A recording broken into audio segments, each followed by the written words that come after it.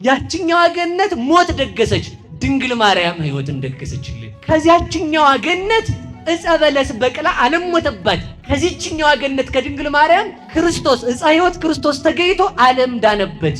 ከዚያችኛዋ ገነት የበቀለው ፍሬ ዓለምን አራቆተ። ከድንግል ማርያም የበቀለው ፍሬ ዓለምን አለበሰ። ከዚያችኛዋ ፍሬ የበሉት ራቁት ሆኑ። ከድንግል ማርያም ፍሬ የበሉት ምእመናን ግን ለዘላለም ክርስቶስን ለበሱ። በዚያችኛዋ ገነት ከፍሬ በኋላ ሰይፍ መጣ። በአማናዊት ገነት በድንግል ማርያም ፍሬ ግን ሰይፍ ተወገደ። ምሕረት ስለማያደርግ ምሕረት አይደረግለትም። ምሕረት ስለማይሰማ ምሕረት እንደተደረገ አያውቅም። የሰውን ኃጢአት ገምግሞ አይተውም በሉ። ገምግሞ ስለማይተው የእሱ አይተውለትም። ከጥንተ ጠላታችን ከእንዲህ ያለው አዳነን ነው። የዲያብሎስ ልጅ ምሕረት አይሰማም ነው የምላችሁ እኮ እናንተ። በቃ እርፍ ማለት ይሄን ሰምቶ ነው። አልሰማ አይደል? አዎ የዲያብሎስ ልጅ መች ይሰማል? አለ ዲያብሎስ ይሰማል? አይሰማም። ልጆቹ ይሰማሉ። እና ምን እባብ የምታሳዝነኝ ያ ነው። ሁሉ ጊዜ ምላሷን ማውለብለብ ስራዋ ማለት መንከስ። ድንጋዩን ይነክሳል፣ ሰውም ይነክሳል። ያገኘው መቱን መንከስ ብሎ ማውለብለብ ምላሱ። ለምን ስትሉ አይኑ ብቻ ስለሆነ የሚያየው ጆሮ ስለማይሰማ ሁሉ ጠላቱ ነው ማለት ነው። ቢያንስ የእግዚአብሔርን እናት ጠላት ይደረጋል፣ በሞት ያፈርሰዋል። ሌላው ይቅር እንደ እግዚአብሔር እናት ጠላት ትሁን። ምን ተብሎ ነው እግዚአብሔር ማረኝ የሚባለው? እናቱ ተጠልታ እሱ እንዴት ነው ማረኝ የሚባለው? እሺ ሰባኪ ነኝ፣ እሺ ኢየሱስን እገልጣለሁ፣ እሺ ማርያም ግን አታስፈልግም። እግዚአብሔር ታስፈልጋለች ብሎ ለድነት ምልክት አድርጓት አንተን አታስፈልግም የምትለው ገላትያ ምዕራፍ 4:4 ላይ ዋመበጻሪ እድሜው እግዚአብሔር ፈኖ ወልዶ ተወልደን በሴት የዘመኑ ፍጻሜ በደረሰ ጊዜ እግዚአብሔር ልጁን ላከ፣ ከሴት ተወለደ። ያቺ ሴት ማርያም ናት። እግዚአብሔር ወደ ማርያም ከመጣ ወደ ማርያም አልመጣም። ረባካ ገብርኤል ቢቆም ክንፌን እያማታው ሳበስር ኖሬ ማር እንጂ ይላል። ግን ይመራል እግዚአብሔር። ታዲያ ትለምኝል ዘንድ ላንቺ ይገባል እንዴ አለ እዛው ደራሲው። ቅዱሳን አይለምኑም ትይ እንደው አይ አዎ ይለምናሉ። መለመንማ እንዴታ ይለምናሉ እንጂ። ግን ገብርኤል ቢቆም አገልጋይ ብሎ ይቆማል። አንቺ ግን ልጅ ብለሽ ትቆሚያለሽ። ግን የሚተካ ስም የሌለው ስም እግዚአብሔርን ልጅ ብላ የምትቆም ማርያም ብቻ ናት። አዎ መልአክ ይለምናል። መልአክ ቢለምን ላንተ ምስጋና ሳቀርብ ኖሬያለሁ ብሎ ይለምናል። አንቺ ስትለምኒ ግን አንተን በተሸከመ ጀርባዬ ብለሽ ትለምኚዋለሽ። መለመንማ ከቅዱሳን ይልቅ ላንቺ ይገባል። አዎ መልአክ ይለምናል። መልአክ ቢለምን በቅዳሴ ኖርኩ ይላል። አንቺ ግን በተሸከመ ማኅፀኔ ብለህ ማርትይዋለሽ። አዎ መለመንማ መልአክ ይለምናል። መልአክ ቢለምን 24 ሰዓት ምስጋና አቀርባለሁ ብሎ ይለምናል። አንቺ ግን ስትለምኚ በጠባቸው ጡቶች ብለሽ ትለምኚዋለሽ። መለመን ላንቺ ይገባል። እንዴት? በሞገስ ትቆሚያለሽና። ሰው ሲሰደድ ቢያንስ መመለሻውን አውቆ ተስፋ ያደርጋል። ድንግል ማርያም ስትሰደድ መመለሻ ጊዜ አላወቀችም። መመለሻ የሌለው ኃጢአትን የሚሰሩ ልጆቿን መመለሻ በሌለው ስደቷ መለሰችን። እሷን የሰጠን እግዚአብሔር ይመስገን። ስትወጣ በክረምት ወጣች። በክረምት ወጣ እኛን ወደ በጋ መለሰችን። የእስራኤል ብርድ እንደ ኢትዮጵያ መስሏችሁ ነው? የእስራኤል ቤት አይሴ የተገጠመበት ነው፣ ማሞቂያና ማቀዝቀዣ። በጋውም አይቻልም፣ ክረምቱም አይቻልም። በዚያ ቁር ላይ ልብስ ሳትይዝ ስደት ጀመረች። ደግሞ ስደት የጀመረችው ብቻዋን መስሏችሁ? ልጅ አዝላ። ደግሞ ልጅ አዝሎ ስደት ከባድ ነው። እሱን አዝላ ተሰዳ፣ እሱ ደግሞ እኛን ወሐዘሎሙ በክነፊሁ እንዳለ በክንፈ ረድኤቱ አዝሎ ወደ ርስት መለሰን። ታዲያ እግዚአብሔርን የታቀፈ እጅ እኔን አያቅፍም? መታደሌ ነኝ እንጂ እኔ ነኝ እንጂ መታደሌ። ለእግዚአብሔር እኮ ሞግዚቱ አይደለች፣ እናቱ ናት። ለእግዚአብሔር እናቱ ከሆነች ፍጥረቱን ሁሉ ይዛ በምልጃ ረድኤቷ የምትጠብቅ እሷ ናት። በሥላሴ ፊት ሞገስ ያላት፣ በምእመናን ዘንድ መወደድ ያላት፣ በመናፍቃንና ባጋንንት ዘንድ የምትፈራ ማነት? እሷ ወላዲተ አምላክ ናት። እየሰማችሁ ነው? የእመቤታችንን ውዳሴ በሉ። አእምሮ የማይደግም በሉ እንጂ ድግስ ተጠርቶ ውሃ የተደፋበት ይመስላል።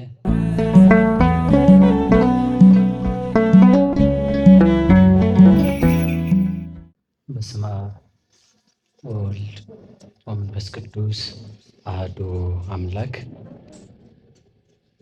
የተባረከ እግዚአብሔር አምላክ አበዊነ የአባቶቻችን አምላክ ቅዱስ እግዚአብሔር ወልድ ኢየሱስ ክርስቶስ ከባሕርይ አባቱ ከአብ ከባሕርይ ሕይወቱ ከመንፈስ ቅዱስ ጋር ስሙ ለዘላለም የተመሰገነ ይሁን።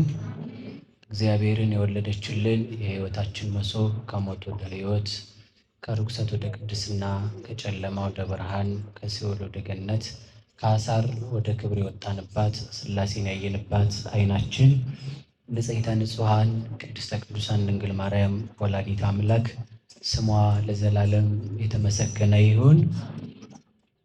ጻድቃን ሰማዕታት፣ ደናግል መነኮሳት እንደየክብርና እንደየሞገሳቸው ክብርና ምስጋና ይድረሳቸው። አንድ ነገር እፈልጋለሁ በሚል ይሆናል። አሐተ ሰአልክዎ ለእግዚአብሔር ወኪያሃ ሐስስ። እግዚአብሔርን አንዲት ነገር ለመንኩት በሚል የትምህርት ርዕስ እንነጋገራለን። እስኪ በሉ እግዚአብሔርን በሉ። ስንት ነገር ለመንኩት? እንደገናም ንገሩኝ። ርዕሱን እንድትዙት ነው። አሐተ ሰአልክዎ ለእግዚአብሔር ወኪያሃ አሐስስ። እግዚአብሔርን አንዲት ነገር ለመንሁት። የትምህርታችን ርዕስ ምንድን ነው? ዛሬ እንግዲህ ይሄ ሁሉ ሰው አንድ ነገር ብቻ ነው ለምኖ የሚሄደው። ዛሬ ሳይሆን ዓለም ተጀምሮ እስከሚያልፍ ድረስ ፍጥረት የሚለምነው ትክክለኛው ልመና አንድ ብቻ ነው። ስንት ብቻ ነው ያልኳችሁ? ስንት? ቅዱስ ዳዊት አይሳሳትም መቼም አይደል? መዝሙር 27 ቁጥር 4 ላይ ነው ያለው የትምህርታችን ርዕስ።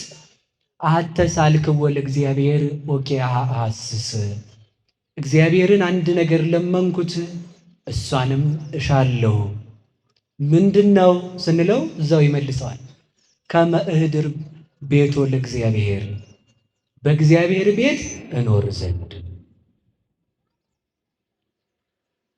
ከመ እርአይ ሰናይቶ ለእግዚአብሔር፣ የእግዚአብሔርን ደግ ነገር ሁሉ አይ ዘንድ፣ በእሷም ደስ ሰኝ ዘንድ። ይህም ብሎ ነው የሚነግረን ቅዱስ ዳዊት። ስለዚህ የትምህርታችን ርዕስ ምንድን ነው? እንደገና ንገሩኝ። ያቺ ልመናችን ምንድናት? ቅር አላችሁ ማለት ነው። በእግዚአብሔር ቤት ምን ማለት መኖር። አንድ ልመና ነው ያለው። ያ ልመና ደግሞ ሁሉንም ጥያቄዎች የሚመልስ ልመና። አንድ ልመና ሁሉ ነገር የሚገኝበት ልመና። አንድ ሐሳብ የሐሳቦች ሁሉ የበላይ ሁሉ ነገር የሚገኝበት። ሰው ብዙ ቃላቶችን የሚጠቀመው ለምን መሰላችሁ? አንድ ነገርን መግለጽና ማግኘት ሲያቅተው ነው። ቅዱስ ዳዊት ግን የሁላችንንም ልመና ጠቅልሎ ምን አለ መሰላችሁ? አንዲት ልመና እግዚአብሔርን አንድ ነገር እፈልጋለሁ አለ። ምንድን ነው አንድ ነገር እንዴ? ስንት ነገር ነው ያለው በዓለም ላይ? በጣም ሚሊየን ቢሊየን የሆነ ነገር እኮ ነው ያለው። ሰው ብዙ ልመና ይኖረዋል። ሰው ብዙ ሐሳብ ይኖረዋል። ሰው ብዙ ነገርን ይፈልጋል። ግን የሚፈልገው ነገር ሌላ የሚያስፈልገው ነገር ድጋሚ ያስፈልገዋል። ሰው አንድ ነገር ለምኖ በዚያ ነገር መጠቃለል ከቻለለት ሌላ ምን ያስፈልገዋል? ቅዱስ ዳዊት መቼም ተሳስቶ አይደለም አይደል? አገልጋይ አድርገኝ እኮ አይደለም ያለው፣ በቤቱ እኖር ዘንድ ነው ያለው። እንደዚህም ብሎ በቤቱ እኖር ዘንድ። እንደው ለእግዚአብሔር ቤት አይደለም ቀዳሽ አይደለም ሰባኪ፣ በእግዚአብሔር በንጉሱ ቤት አይደለም ልጅ ተብሎ ለእግዚአብሔር ዘበኛ ተብሎ መኖር ምንኛ መታደል መስሏችሁ ነው? ለእግዚአብሔር ዘበኛ ስላችሁ እዚህ ጋር የሚጠብቁትን የጥበቃ አካል አይደለም። እናንተ እኮ በዚያ ነው የምታደርጉት ማለት ነው። እንደዚህ አይደለም። ለእግዚአብሔር እንደው እንደ አህያዋ እንኳን በሆንለት እዛች ወደ ኢየሩሳሌም ሲገባ የሆሳዕና ዕለት እንደ ተጫናት እንደ ጋለባት አህያ ብንሆን በራሱ መታደል እኮ። ለእግዚአብሔር ውሻ መሆን ምንኛ መታደል መስሏችሁ እንዴ? ክቡር ሰው ላይ እንደው ተመልከቱ። ክቡር ሰው ላይ ያለ ልብስ በራሱ ምን ይሆናል? ክቡር ይሆናል እኮ። እና ይሄን ልመና እግዚአብሔር ለምነን እንዳይነሳ መልካም ፈቃድ ይሁንልን። ምንም አይነት ነገር ሊኖራችሁ ይችላል። ምንም አይነት ዘመድ ሊኖራችሁ ይችላል። በእግዚአብሔር ቤት ግን ለዚህ ነው እኮ ሙሴ የፈርዖን ልጅ ከመባል የማን ልጅ መባል ይሻላል? በሉ እንጂ ፈርዖን ቤት ቁጭ ብሎ ጮማ ከመቁረጥ አለ የእግዚአብሔር ሕዝብ ተብሎ ወአብደረ ይህምም ሙሴ ምስለ ሕዝበ እግዚአብሔር እሚደለው ለሰዓት ሙሴ ለአንድ ማይክሮ ሰከንድ እንኳን የፈርዖን ልጅ ተብሎ መኖርን አልፈለገም። ለአንድ ሰከንድ የፈርዖን ልጅ መባል እኮ የት እንደሚያስቀምጥ ያውቀዋል ሙሴ። አያውቅም እንዴ? የፈርዖን ልጅ መባል እኮ የፈርዖንን ቤተ መንግስት ያወርሳል። የእግዚአብሔር ልጅ መባል ግን ለፈርዖን ቤተ መንግስት ጭቃ እንዲረግጡ ሊያደርግ ይችላል። ነገር ግን የፈርዖን ልጅ ተብሎ ከመሾም የእግዚአብሔር ልጅ ተብሎ ጭቃ መርገጥ ይሻላል። የፈርዖን ልጅ ተብሎ ከመንገስ የእግዚአብሔር ልጅ ተብሎ መገረፍ ይሻላል። የፈርዖን ልጅ ተብሎ በፈርዖን ቤት አድጎ በፈርዖን ቤት ኖሮ ለዘላለም በገሃነመ እሳት ከመኖር የእግዚአብሔር ልጅ ተብሎ ለጥቂት ዘመን መገፋት ይሻላል። ለዚህ ነው የገባው ሰው ተመልከቱ፣ ሙሴ በቤተ መንግስት ሆኖ ቤተ መንግስቱን ሲንቀው እስራኤል ከባርነት ወጥተው በበረሃ የደረሰባቸውን መከራ መታገስ አቅቷቸው ብፁዕ ዘይሴሰይ እማይደፍር ፋራቲሁ ለፈርዖን ወእማየ አይጋቲሃ ለግብፅ የእግዚአብሔር ሕዝብ ተብሎ የእግዚአብሔር ሕዝብ ተብሎ በበረሃ ከመሰቃየት በፈርዖን ቤት የነበረውን ዱባ የሚበላ በፈርዖን ቤት ኖሮ ጭቃ የሚረግጥ ሰው ብፁዕ ነው አሉ እስራኤላውያን። ሕሊናቸው ሲጠም ምን እንደደረሰባቸው እኮ ያውቁታል። ጭቃ እየረገጡ እንደነበር መንታ ልጅ ተወልዶ ሴቶች ቢያንስ እንኳን ምጥ ሲይዙ ማረፍ ሲገባቸው በምጥ ሰዓት ማረፍ ሲገባቸው ምጥ ይዟቸው እንኳን እርገጭ የሕፃኑ ልጅ ደምና ስጋ ለጭቃው እንደ ጭድ ሆነዋል ተብሎ ማስረገጡን ዘንግተው የእግዚአብሔርን ማዳን ዘንግተውት ግብፅ እንኑር ብለው ግብፅን የናፈቁ ብዙዎች ናቸው። ነገር ግን በፈርዖን ቤት ከመንገስ በእግዚአብሔር ቤት መዋረድ ይሻላል። አይሻልም ብላችሁ ነው? በሲኦል ከመንገስ በእውነቱ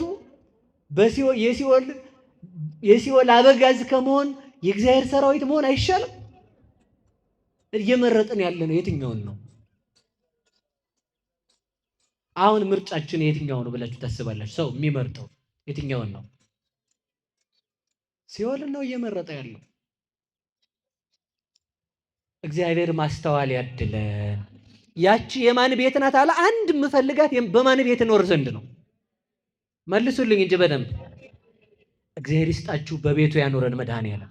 እግዚአብሔር ቤት አለው ወይ ነው ጥያቄ። ያቺ አንድ ልመና የማን ቤት ናት? የእግዚአብሔር ቤት። ያቺ እግዚአብሔር ቤት አለው? እኔ እኮ አሁን ጥያቄ እሱ ነው። አለው ቤት? አለው ቤት እግዚአብሔር አለው? አለው ነው የለውም ነው ጥያቄ። እርግጠኛ ናችሁ? ይለያል ነው ነን ነው እናንተ እያላችሁ ያላችሁ። እሺ ትንቢተ ኢሳይያስ ምዕራፍ 66 ቁጥር 1 ላይ ሰማይኒ መንበርየ ወምድርኒ መከየደ ገርየ አየኑ ቤተ ታንጹ ለስባቴ ሰማይ ዙፋኔ ምድር መረገጫዬ ለእኔ ቤት የምትሰሩት ወዴት ነው አለ እግዚአብሔር። ሁለት የመጽሐፍ ቅዱስ ቃል ነው አይደል? እኔ ከየትም አምጥቼ አልጠቀስኩትም። ኢሳይያስ ምዕራፍ 66 ቁጥር 1 ላይ ሰማይ የእግሬ መረገጫ፣ ሰማይ ዙፋኔ፣ ምድር የእግሬ መረገጫ የኔ ቤት ይሰራል ካለን፣ ቅዱስ ዳዊት ደግሞ መዝሙር 27 ቁጥር 4 ላይ ደግሞ አንድ ነገር እፈልጋለሁ አለን። ምንድነው ስንለው በእግዚአብሔር ቤት መኖር አለን። ስለዚህ ሁለቱ ቃላት ይጣላሉ አይጣሉ? አይጣሉም። መኖር የለኝም እኮ ነው እያለ ያለው እግዚአብሔር። ዳዊት ደግሞ በቤቱ ቆይ ሌላ ምን ላንጣላችሁ? ቅዱስ ዳዊት ምንድነው እያለን ያለው? ተፈሳይኩ እስመ ይቤሉኒ ቤተ እግዚአብሔር ነሐውር፣ ወደ እግዚአብሔር ቤት እንሂድ ባሉ ጊዜ ምን አለኝ ነው የሚለው። እሱ እኮ ቤት የለኝም እኮ ነው ያለው። ደግሞ እግዚአብሔር እኮ እያለ ያለው እየሰማችሁ ነው አይደል? በቤትህ የሚኖሩ ሰዎች ምንድናቸው ነው ያለ ቅዱስ ዳዊት? ብፁዓን ናቸው። ብፁዓን እለ ይነብሩ ውስተ ቤትከ፣ በቤትህ የሚኖሩ ሰዎች ብፁዓን ናቸው አለን። ወመኑ ያጸልል ውስተ ደብረ መቅደስከ በቤተ መቅደስ የሚጠጋ ማን ነው እያለ ክርስቶስ መቅደስ እንዳለው ቅዱስ ዳዊት ይናገራል። ቅዱስ ዳዊት ክርስቶስ ቤት እንዳለው ከነገረን ኢሳይያስ ደግሞ በኢሳይያስ ላይ በዳዊት ላይ አድሮ ልብ በሉ በቤቴ ማን ያድራል? ቤተ መቅደስ ተመልከቱ። እንደውም ምን ይላል መሰላችሁ? በዘሩባቤል ላይ አድሮ ቤተ መቅደስ እንዲሰራለት ያደረገ ማን ነው? ራሱ እግዚአብሔር። ቤት ስሩልኝ ያለ ራሱ ነው። አሁን ደግሞ ቤት የለኝም ያለ ደግሞ ማን ነው? ምንድን ነው ይሄ ነገር? አለ እንዲህ አይነት ነገር? እንዲህ አይነት ሁለት ነገር ማለት ነው። እግዚአብሔር ሁለት አያወራም። መቼስ ያወራል? እንዲህ ሁለት ነገር አያወራም። እፈልጋለሁ ደግሞ አልፈልግም የሚል እግዚአብሔር ለምንድን ነው? ልብ ብላችሁ ስሙኝ። አሁን የመጀመሪያው እንደ ልዕልናው ለእግዚአብሔር ቤት የለለትም ነው። ዋናው ሐሳብ እሱ ነው። እንደ ልዕልናው ማለት እግዚአብሔር በዓለም መልቶ ዓለምን ይዞ ይኖራል።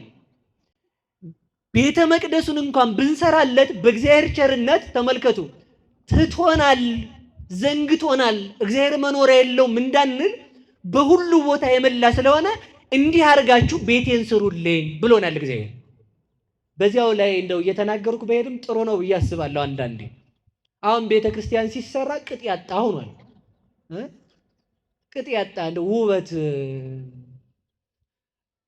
ቤተ ክርስቲያን 3 በር ነው ያለው። እኔ የማውቀው መጽሐፍ የተማርኩትም ቤተ ክርስቲያን የምትለውም እሱን ነው። ለቤተ ክርስቲያን ሥላሴ አናቅጽያ አንትሙ። የቤተ ክርስቲያን 3ቱ በሮች የሚመሰሉት በማን ነው? እንዲህ 4 በር 4 ሥላሴ ሆኗል እንዴ? በዚህ ዘመን 3 ነው ሥላሴ። 3 ከሆነ የቤተ ክርስቲያን በር ምሳሌው በማን ነው? ምሳሌነቱ በሥላሴ ነው። አሁን ደግሞ እኔ ቤተ መቅደስ አፍርሱ አላልኩም፣ ግን ቢያንስ ከዚህ በኋላ ያሉ ሲሰሩ ፕላን አውጪውም ሰበካ ጉባኤውም መምህራኑም አለቃውም ተመካክረው ምን የያዘ መሆን አለበት? ስርዓቱን የጠበቀ መሆን አለበት ነው ዋናው ሐሳብ። ስለዚህ ተመልከቱ፣ ቤተ መቅደስ ስሩልኝ ብሎ የተናገረ እግዚአብሔር ከሆነ ከሰማይ ወርዶ ቤተ መቅደስ ውስጥ እግዚአብሔር ይገኛል ወይ ሲባል ይገኛልም አይገኝምም ነው መልሱ። ይገኛል፣ እንደ ቸርነቱ ይገለጣል። ምክንያቱም እግዚአብሔር ተስፋ እንዳንቆርጥ ተመልከቱ፣ እንደ ልዕልናው ዓለምን ይዞ ካለ እንደው እግዚአብሔርን የት እናገኘዋለን እንዳንል ቤት ስሩና በዚያ ደግሞ ላናግራችሁ አለ እግዚአብሔር። እንደ ትሕትናው እሱን አለን። ስለዚህ የእግዚአብሔር ቤት ማን ነው ከተባለ የእግዚአብሔር ቤት ማን ናት? ቤተ ክርስቲያን ናት። ቀደም አድርጌ ወደ ሌላው ቤት ሁሉ ሰዳችሁ። ቤተ ክርስቲያን የማን ቤት ናት? የእግዚአብሔር ቤት ናት። ቤተ ክርስቲያን የእግዚአብሔር ቤት ከሆነች በቤተ ክርስቲያን ማን ይኖራል ማለት ነው? ግን ወስናው ሳይሆን ቤተ ክርስቲያንን ወስኗት በቤተ ክርስቲያን እግዚአብሔር ይኖራል ነው። እንደ ልዕልናው እንደ ቅድስናው ለእግዚአብሔር ቤት የሚሆን የለም። ግን እንደ ቸርነቱ ግን እግዚአብሔር ተመልከቱ፣ እንደ ቸርነቱ ግን እንዳልተወን ለማስረዳት ግን በመካከላችን ይኖር ዘንድ ቤት ስሩልኝ ብሎ እግዚአብሔር ይጠይቃል። መስዋዕት ብንሰዋ እግዚአብሔር በሬ ብናርድ ለዝክር እግዚአብሔር ይበላል እንዴ? አከበርንህ ለማለት ነው የምናርድለት። ያን ተቀብሎ ደግሞ እግዚአብሔር ትተውኛል። ይኸውላችሁ እንደ ልዕልናው እግዚአብሔር አይበላም፣ እንደ ቸርነቱ ደግሞ ያቀረብንለትን ይቀበላል እኮ ተመልከቱ። የሚገርመው ነገር ያቀረብንለትን መቀበሉ ሳይሆን የምንሰጠው ከማን የመጣውን ነው። በሉ ነገሩኝ እንጂ ያም በሬ ማን ነው የፈጠረው? በሬው የማን ነው? በራሱ። አሁን ደግሞ የሚታረድለት ደግሞ ማን ነው? አይገርማችሁ? በሬው የሱ ደግሞ አረድንልህ ብለን ደግሞ እናስደስታለን የምንለው ደግሞ እሱን። ሁሉ ነገር የእሱ ነው። ይሰጠናል፣ እንደገና ደግሞ ይቀበለናል። ሁሉን ሰጥቶ የሚቀበል አምላክ ስሙ የተመሰገነ ይሁን። ስለዚህ ነው ለእኔ ቆዩ አንድ ጊዜ ለእኔ ምንም ቤት ልትሰሩ አትችሉም ያለን እንደ ልዕልናው ደግሞ በእግዚአብሔር ቤት እኖር ዘንድ ወደድኩ። አንድ ነገር ነው የምፈልጋት ያላት ያቺ ቤት ማናት ይመስላችኋል? ያቺ ቤት ማናት ይመስላችኋል? ቤተ ክርስቲያን ክርስቶስን ከመያዟ በፊት አስቀድም አንድ ቤት አለች።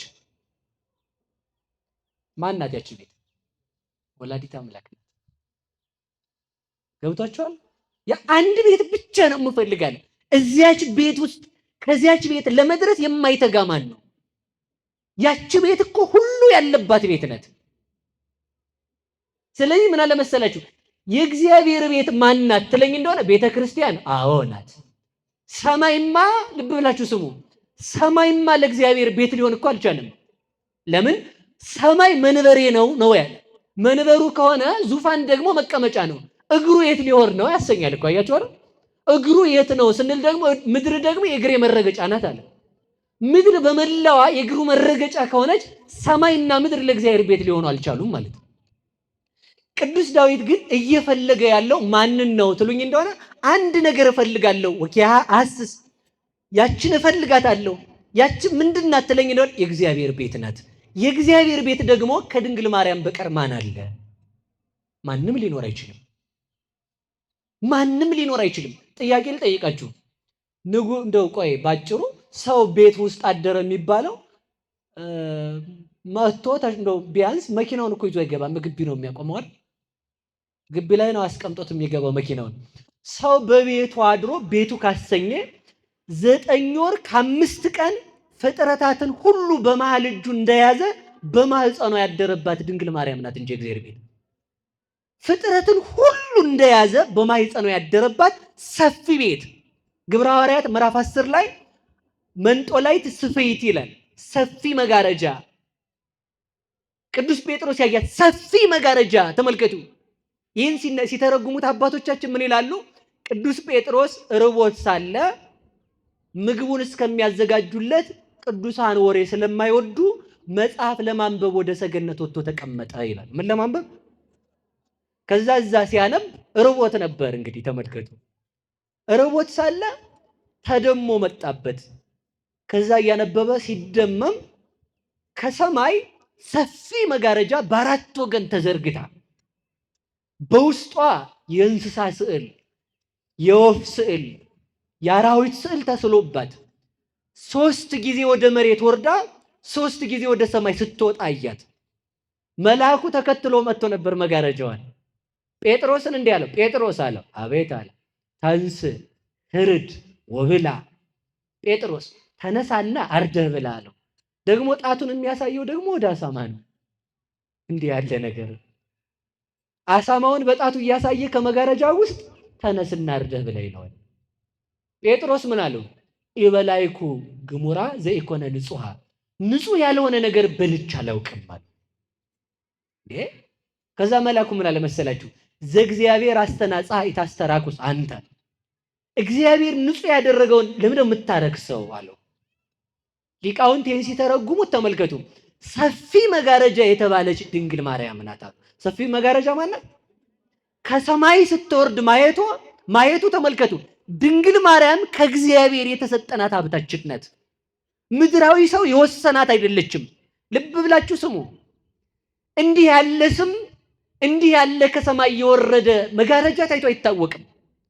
ከሰማይ የወረደ መጋረጃ በውስጧ ሁሉ የተሳለባት፣ አሳማው ያለባት፣ አራዊት ያለባት፣ እንስሳት ያሉባት፣ አዕዋፋት ያሉባት፣ እነዚህን ሁሉ ጠቅልላ ወደ ሰማይ ያረገች ሰፊ መጋረጃ ወላዲተ አምላክ ናት። ያቺ ተመልከቱ። አሳማው ምንድነው ሲባል ሆዳም ሰው ነው አሳማ። እንስሳት የተባሉ ምዕመናን ናቸው። አራዊት የተባሉ አሕዛብ ናቸው።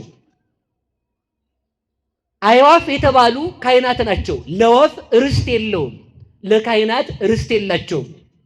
ኢያሱ ለምዕመናን ርስት ሲያካፍል ለካህናት ርስት አላካፈላቸውም። የካህናት ርስት ድንግል ማርያም ናትና ለዚህ ነው መክፈልተ ርስቴ አንቲ ማርያም እንተ አልብኪ ምንሳዌ ዘፈለጠ ሊተ ኢያሱ ዘነዌ ያላደራሲው። የካህናት ርስት ቤተክርስቲያን ድንግል ማርያም ናት። ካህናት ምዕመናንን ይጠብቃሉ። ምዕመናን ለእግዚአብሔር መባ ያመጣሉ። ለእግዚአብሔር የሰጡትን በእግዚአብሔር ስም የሚሰጡባት የሚገብሩባት ያቺ ታቦት ዘዶር ያቺ ታቦተ ጽዮን ድንግል ማርያም ናት። በድንግል ማርያም ስም የመጣውን አስራት በኩራት ተቀብለው ካህናት ተመግበው ይኖራሉ።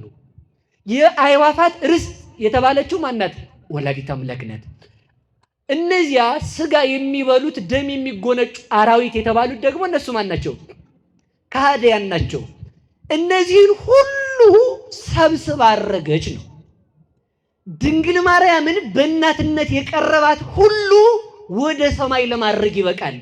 እሷን የአምላክ እናት ናት ያለ ከሃዲም ቢሆን ተመልሶ እንደገና ከሰማይ ርስት መንግስተ ሰማያት ለመግባት ይበቃል።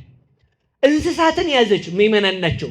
ምእመናንን ሁሉ ሰብስባ ለማድረግ የተሰጠች ንጹህ መጋረጃ ከሰማይ የወረደች ነጭ መጋረጃ ጻዳ ወላዲት አምላክ ናት። እሷን የሰጠን መድኃኔዓለም የተመሰገነ ይሁን። ይህችን ለማግኘት እፈልጋለሁ አለ። ከሰማይ ተሰጠች ማለት ምን ማለት ነው? ልብ ብላችሁ ያዙ። ሰማይ ማን ነው? እግዚአብሔር ነው። ሰማይ ማን ነው? ሰማይ እግዚአብሔር ነው። ከሰማይ ወረደች ማለት ከማን ተሰጠች ማለት ነው? ድንግል ማርያምን ተሰብስበን የሆኑ መምህራን ተሰብስበው የሆኑ ጳጳሳት ተሰብስበው የሆኑ መላእክት ተሰብስበው ወስነው የሰጡን አይደለችም። እኛ ስለ ድንግል ማርያም የምንናገረውን አይደለም። እዚህ አካባቢ ሆዱን እንደ ቅንቡርስ የሚንከባከበው ሰው አይደለም። ከሰማይ ዲያብሎስ እስከነ ሰራዊቱ የወረደው ዲያብሎስ ተሰብስቦ መጥቶ ድንግል ማርያምን እያመለካችሁ ነው ቢለን አንቀይረው። ለምንድን አንቀይረው? የተሰጠነው ከማን ስለሆነ ነው? ከእግዚአብሔር ስለሆነ ነው። ከእግዚአብሔር የመጣ መልአክ ድንግል ማርያምን አይቃወምም። ድንግል ማርያምን የሚቃወም ከሆነ ጋኔን ነው። ልብ ብላችሁ ስሙ። ዓለም ሲፈጠር ለዓለም መድኃኒት የታሰበ አንድ ስም ማርያም በሉ እስኪ። እንግዲህ እንደዚህ አንድ ስም ስለ እናንተ ማርያም ትላላችሁ። እግዚአብሔር ዓለምን ከመፍጠሩ አስቀድሞ ለመድኃኒትነት ያዘጋጀው ምክንያተ ድኅን የሆነ አንድ ስም አለ። እሱ ማን ነው? ማርያም የሚል ስም ነው። በፍጥረት ዓለም የተሰበከ ሰማይ ለምሳሌ ሆኖለት የተሰበከ አንድ ስም አለ። ማን ያ ስም? ከተዋችሁት እኔ እያልኩት ልሄድ ችግር የለውም። ማርያም ነው። ምስራቅ ሲታሰብ በስነ ፍጥረት የተሰበከ አንድ ስም አለ። እሱ ማን ነው? ማርያም የሚል ስም ነው።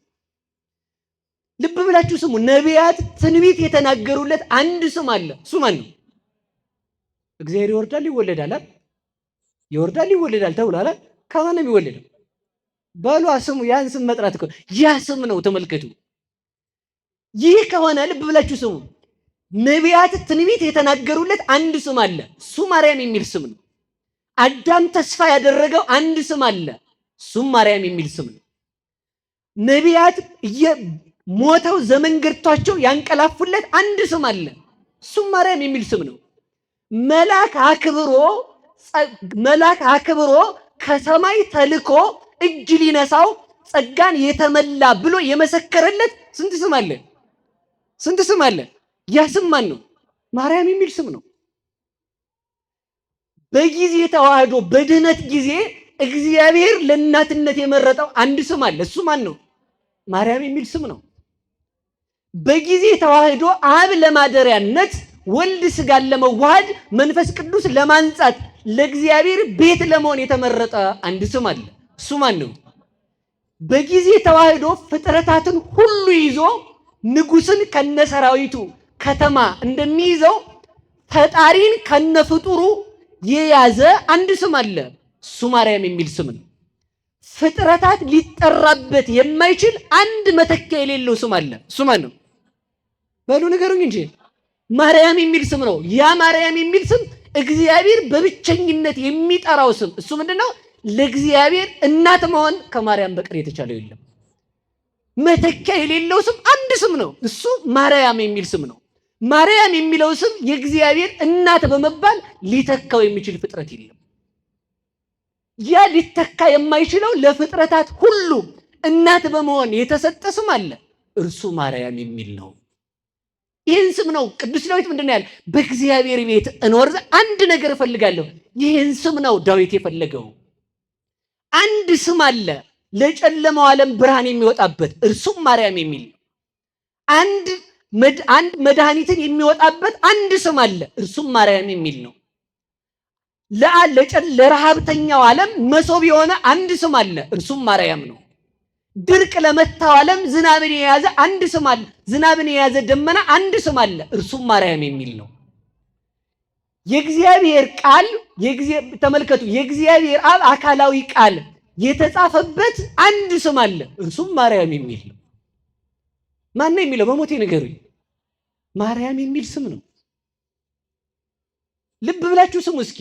በዚያኛው በታቦተ ጽዮን ላይ የማን ቃል ተጽፏል? በሉ የእግዚአብሔር ቃል በሉ እንጂ 10ሩ ቃል ተጽፏል። በድንግል ማርያም ግን የተጻፈው የማን ቃል ነው? በዚያኛው ላይ ቃሉ ነው የተጻፈው። በድንግል ማርያም ላይ የተጻፈው ግን አካላዊ ቃል ነው። ተመልከቱ። ቅዱስ ዳዊት ምንድነው ያለ? ደይው ልበክሙ ውስተ ኃይላ፣ ልባችሁን በኃይሏ ላይ አኑሩ ብሏል። በታቦተ ጽዮን ላይ ምን ኃይል አላት ትለኝ እንደሆነ እግዚአብሔር ተገልጦባታልና ዘዑደት ዘስም ዘሕግ ዘብርሃን ይላታል ሲተረጉሙ ሊቃውንቱ። ዘዑደት አላት እስራኤልን እየመራች 40 ዘመን ዞራለች። ድንግል ማርያም ደግሞ ዓለም እሷ ከተገለጠችበት ድንግል ማርያም ከተገለጠችበት ጊዜ ጀምሮ በሄድንበት ሁሉ ምድረ ርስት እስከምንገባ የምትመራን ታቦታችን ናት። እሷን የሰጠን መድኃኔዓለም ይመስገን። በዚያችኛዋ ልብ ብላችሁ ስሙኝ፣ ቆዩ። በዚያችኛዋ ታቦት ላይ ብርሃን ሰፍሮ ይታይ ነበር። በድንግል ማርያም ማኅፀን ግን የብርሃን ጌታ ክርስቶስ ነው ያለው። በዚያችኛዋ ታቦት ላይ የአካላ መላእክት ኪሩቤልና ሱራፌል ተስለውባት ነበር። በድንግል ማርያም ማኅፀን ግን ክርስቶስ 9 ወር ከ5 ቀን በማኅፀኗ ሲቆይ ድንግል ታጸምም ርሳ መንገለ ከርሳ ወተሰምዕ ድምፀ መላእክት፣ መላእክት ጌታን ሲያመሰግኑት ማርያም ዘንበል ብላ ከማኅፀኗ ታዳምጥ ነበር። ይህ ነው እንደሚደንቃችሁ። በዚያችኛዋ ታቦት ላይ መላእክትን የተሳሉት፣ በድንግል ማርያም ማኅፀን ግን የተሳለው እግዚአ መላእክት ነው። የመላእክት ጌታ ነው የተሳለው። ያችኛዋ ታቦት ልብ በሉ እስራኤልን ከቀኝ ከግራ ጠብቃ ምድር ርስት ታወረሰች። ድንግል ማርያም በነፍስ በስጋ ልጆቿን ጠብቃ መንግስተ ሰማያትን ታወርሳለች። ይህች ናት መተኪያ የሌለው ስም የሚባለው የድንግል ማርያም ስም። እሷን የሰጠን እግዚአብሔር የተመሰገነ ይሁን። በዚያኛው ታቦት ልብ ብላችሁ ይስሙኝ። ያኛው ታቦት በወርቅ ነው የተለበጠው። ድንግል ማርያም የተሸፋፈነችው ያጌጠችው በንጽህና በቅድስና ነው። ያኛው ታቦት ልብ ብላችሁ ስሙ በሞቴ በዚያኛው ታቦት መክደኛ እንዲያበጅለት እግዚአብሔር ነግሮታል። በመክደኛው ላይ ሆኜ በስሬት መክደኛው ላይ ሆኜ እናገራለሁ ብሎ እግዚአብሔር ተናገረ። እስኪ በሉ በስሬት መክደኛው ላይ በሉ ሆኜ ምን እላለሁ? በምኑ ላይ ሆኜ ነው እያለ ያለው? የታቦቱ መክደኛ ማለት ነው። ታቦት ማርያም ናት። መክደኛ ማኅተመ ድንግልናዋ ነው። በዚያኛው ታቦት ላይ ለሙሴ እግዚአብሔር በስርየተ መክደኛ ያነጋግረው ነበር። አሁን በአማናዊ ታቦት በድንግል ማርያም እኛን ሲያነጋግረን ምን ብሎ ያነጋግረናል ካላችሁን፣ የድንግል ማርያምን ድንግልና ሳይሽር ተወልዶ ባጭር ቁመት በጠባብ ደረት ተወስኖ አስተማረ። ይሄ ነው የማያልፍ ድንግልና የተባለው እርሱ ነው። እሷን የሰጠን መድኃኔዓለም ይመስገን። ስለዚህ በድነት ጊዜ በጊዜ ድነት ላይ አምላክን ለመያዝ ለአምላክ እናት በመሆን መተኪያ የሌለው ስም ማርያም የሚለው ስም ነው። ይሄ ስም ለመረረው ዓለም የመረረውን ዓለም ያጣፈጠ፣ ለጨለማው ዓለም ብርሃን የወጣበት፣ ለሞተው ዓለም ሕይወት የተወለደበት፣ ለስደተኛው ዓለም ተስፋ የተሰጠበት፣ በመሬት ለሚኖሩ ሰማይ ለመኖር ቃል ኪዳን የተገባበት ብቻ ሳይሆን በሰማይ ለመኖር መሰረት የተጣለበት ስም ማርያም የሚለው ስም ነው። ይህን ስም የሰጠን መድኃኔዓለም ይመስገን። ስለዚህ በሉ አንድ ነገር እሻለሁ በሉ እንጂ በየት መኖር በሉ እንጂ ቤተ መንግስት መኖር የማይፈልጋለ ብናገኝ እኮ አንጠላውም ማለት ተይዞ ነው ይላል ሰው። አሁን እንግዲህ በልቡ ነው እንግዲህ እኔ አላልኩም። ቤተ መንግስት መኖር ማን ይጠላል? እንኳን ዙፋኑ መቀመጥ እዛ እንደው ዞር በል እያልክ አንዳንድ እግር ቢጣልልህ አይከፋም ማለት ይከፋል እንዴ? እና በእግዚአብሔር ቤት ለማደር እኮ ነው ተጋለ ያለው። አንድ ነገር ብቻ እንዴ በእግዚአብሔር ቤት ካደርኩ ምን ይጎልብኛል? እስኪ የሚጎል ንገሩኝ።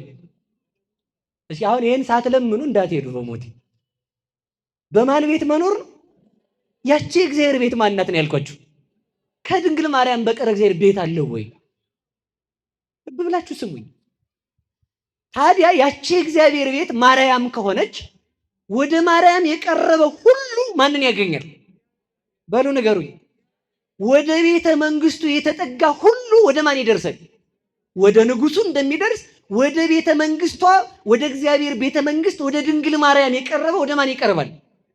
በሞቴ ንገሩኝ። እስኪ ጥያቄ ልጠይቃችሁ። እንግዲህ ማንነሳ ታዲያ ከእረኞቹ ጋር እንነሳ። እረኞቹ ሌሊት ተነስተው በጨለማው የሚገርም ጨለማ ሊቀርበው የማይችል ብርሃን ክርስቶስን ያገኙት ከማን ነው? በሉ ከእመቤታችን በሉ እንጂ። እረኞቹ ሌሊት ተነስተው እየኳተኑ ሄዱት ወዴት ነው? በሉ ወደ ማርያም በሉ። በሞት ይኸውላችሁ እየኳተኑ ሄደው ጨለማ የማያሸንፈውን አማናዊ ብርሃን አገኙት። እሺ ሰብአ ሰገል ያን ያህል ዓመት በኮከብ ተመርተው ሄደው ማንን ያገኙት? ድንግል ማርያምን ሲያገኙ ማንን አገኙ? ክርስቶስን አገኙ። ልብ ብላችሁ ስሙኝ። ኮከቡ እየመራ አንጥቶ ከማርያምን ያደረሰው። ከማርያም ስትደርስ ምልክት ምንድን ነው የተባለው? እናቱ ልጁን ማን ነው? ልጁና እናቱን ታገኛለህ። እናቱ ምን ብለው ታቅፈው። ይሄ ነው ምልክቱ። የአንድ አማኝ ማስረጃው ወላዲተ አምላክ ናት። ያለዚያ ያገኘው አለቃ ሳጥናኤል ነው የሚሆነው እንጂ ክርስቶስ ሊሆን አይችልም። ልብ ብላችሁ ስሙ። ገብርኤል እየከነፈ መጥቶ ማንን ያገኘው? በሞት ንገሩኝ። ቆይ ገብርኤል ከሰማይ የሮጠ መጥቶ እግዚአብሔርን ያገኘው ማርያምን ያገኘው? እግዚአብሔርማ እዚያው አለለት አይደል? ገብርኤልን ነው መሆን የምትፈልገው? ድጋኔንን ነው መሆን የምትፈልገው? ነው ማርያምን ከጠላ ገብርኤል ከሰማይ እየበረረ መጥቶ ከማን ጋር ነው የመጣው? ምን ገብርኤል? እግዚአብሔር ራሱ ወደ ማን ነው የመጣው? በሞት ንገሩኝ። ለምንድን ነው ወደ እሷ የመጣው? እናት ሆኜ ለማለት ጠይቆ ከእሷ ሊወለድ እግዚአብሔር ወደ ማርያም ከመጣ አንተ ወደ ማርያም ካልመጣ አለቃ እንትና ነህ ማለት ሌላ ማንም ልትሆን አትችልም። ስለዚህ ልብ ብለን እንድናስብ ነው። ይሄን ለምን እንዳልኳችሁ ነገራችኋለሁ። ለምን መሰላችሁ? ሁልጊዜ ድነት የሚጀምረው ከማን ነው? በሉ ከድንግል ማርያም በሉ። ሁላችሁ የሚያድን ግን ማን ነው? እግዚአብሔር ነው። ልብ ብላችሁ ስሙኝ። እንግዲህ ኮከቡን ስትከተል ከማርያም ካደረሰ፣ እረኞቹን ስትከተል ከማርያም ካደረሱ፣ ዮሴፍን ስትከተል ከማርያም ካደረሰ፣ ሰሎሜን ስትከተል ከማን ያደረሰች? ዮሴፍ ትቷል እንዴ? ገብርኤል ተሳስተዋል እንዴ? በሉ እንጂ እረኞቹ ተሳስተዋል እንዴ? መጽሐፍ ቅዱስ ነቅፏቸዋል። ግን ያገኙት ማንን ነው? እናቱን ከልጁ ጋር ነው ያገኙት። እናትና ልጅና ያገኙት። ስለዚህ ልብ በሉ። እግዚአብሔር በዚያ መካከል እኔ የሚገርመኝ ይሄ ነው። እግዚአብሔር በራሱ ወደ ሰማይ ማሳረግ እየቻለ ወደ ማርያም ከመጣ አንተ ወደ ሰማይ ሳያሳርጋት በዚህ ዓለም እንድትኖር ወደ ፈቀደላትና ለድነት ምክንያት ወዳደረጋት ወደ ማርያም ካልመጣ አንተ ሰው ሌላ ሰው ነህ ማለት ነው። እማናስተካክለው ለዚያ ነው። እግዚአብሔር የመጣ ወደ ማርያም ከሆነ እግዚአብሔርን ስፈልግ ወደ ማርያም እሄዳለሁ። መልአክ ወደ ማርያም ከመጣ እግዚአብሔርን ስፈልግ ወደ ማርያም እመጣለሁ። መላእክት ነጉደው የመጡት እኮ ወደ ቤተልሔም ማንን ሊያገኙ መስሏችሁ ነው? እግዚአብሔርን ሊያገኙ ነው። እግዚአብሔርን ያገኙት ደግሞ ማርያም ጋር ሲሰበሰቡ ነው። ስለዚህ ልብ በሉና ስሙኝ። ስለዚህ በማን ቤት ማደር እንፈልጋለን? በማን ቤት? ይኸውላችሁ በዚህ ዓለም ላይ እንዲህ አይነት ሰዎች አሉ። ማንኛውም የማይጥማቸው ሰዎች አይታችሁ አታውቁ? ማንኛውም እኔ በዓለም ላይ እንዳትሰደቡ ከፈለጋችሁ ወይ ሙቱ። እንዲያም ሆናችሁ ደግሞ መቃብር የሚቆፍር ሰው መጥቷል መሰለህ ሆናል። ዕዳ ነው። ምንም ማድረግ አይችልም። ሰማይ ብቻ ነው ነቀፋ የሌለው ማለት ነው። አንድ ሽማግሌ ሰውዬ ከልጁ ጋር እየሄደ በአህያ እየሄዱ ወደ ላህያ ይዘዋል። እዛ እየሄዱ በእግራቸው ሁለቱም አህያውን ባዶር እየሄደ እነዚህ ሰዎች ምን አይነት ጅሎች ናቸው ወደ ላህያ በእግሩ እያስኬዱ ይላል ሰው። ልጅ አላባቱ አቤት አህያው ብቻውን እየሄደ ሰው እየሳቀብን ነው። አህያውን ጋልባ አንተ አላባት ልጅ አህያውን ጋልቦ መራመድ ያዘ። ሰው ደግሞ አሁን ምን ይላል? ሽማግሌው በእግሩ እየኳተነ ወጣቱ እዛ ተጎልቶ አለ። ደግሞ እየሰማችሁ ነው አይደል? አሁን ደግሞ ልጁ ወረደና አባቴ አንተን አሳዳጊ የበደለው እያልኩ እያሰደብኩ ነው፣ እኔ በእግሬ ልሂድ አንተ ጋልብ አለው። ጉዳዩን ማንም የሚያውቀው የኖረበት ሰው ብቻ ማለት ነው። እሺ ተባለ። ልጅ ወረደ አባት ጋለበ። አሁን ደግሞ ሰው ምን የሚል ይመስላችኋል? ኧረ እንዲህ አይነት አባትስ ቢቀር ልጁን እያኳተነ እሱ አህያ ላይ የሚጎለት አሉት። እየሰማችሁ ነው አይደል? እሺ ምን ላድርግ አሉ። እዛ ሁለታችንም እንጋልበው ተባባሉ። ሁለቱም ጋለቡ። ሁለቱም አህያውን ጋልበው ሲሄዱ ደግሞ ምን አለ ሰው? ኧረ እንዲህ ያለ እንደነዚህ ያለስ ጨካኝ የለም፣ አህያውን ገደሉት እኮ አለ። ደግሞ የእንስሳ የአህያ መብት አስመላሽ ማለት ነው። ስለዚህ ልብ ብላችሁ ስሙ። ስለ ወላዲት አምላክ የተነገረውን አይደለም ምንም ነገር ሊቀበሉ መናፍቃኑ አይችሉም። እንደውም ልብ ብላችሁ ስሙ። ቆይ እየሰማችሁ ነው?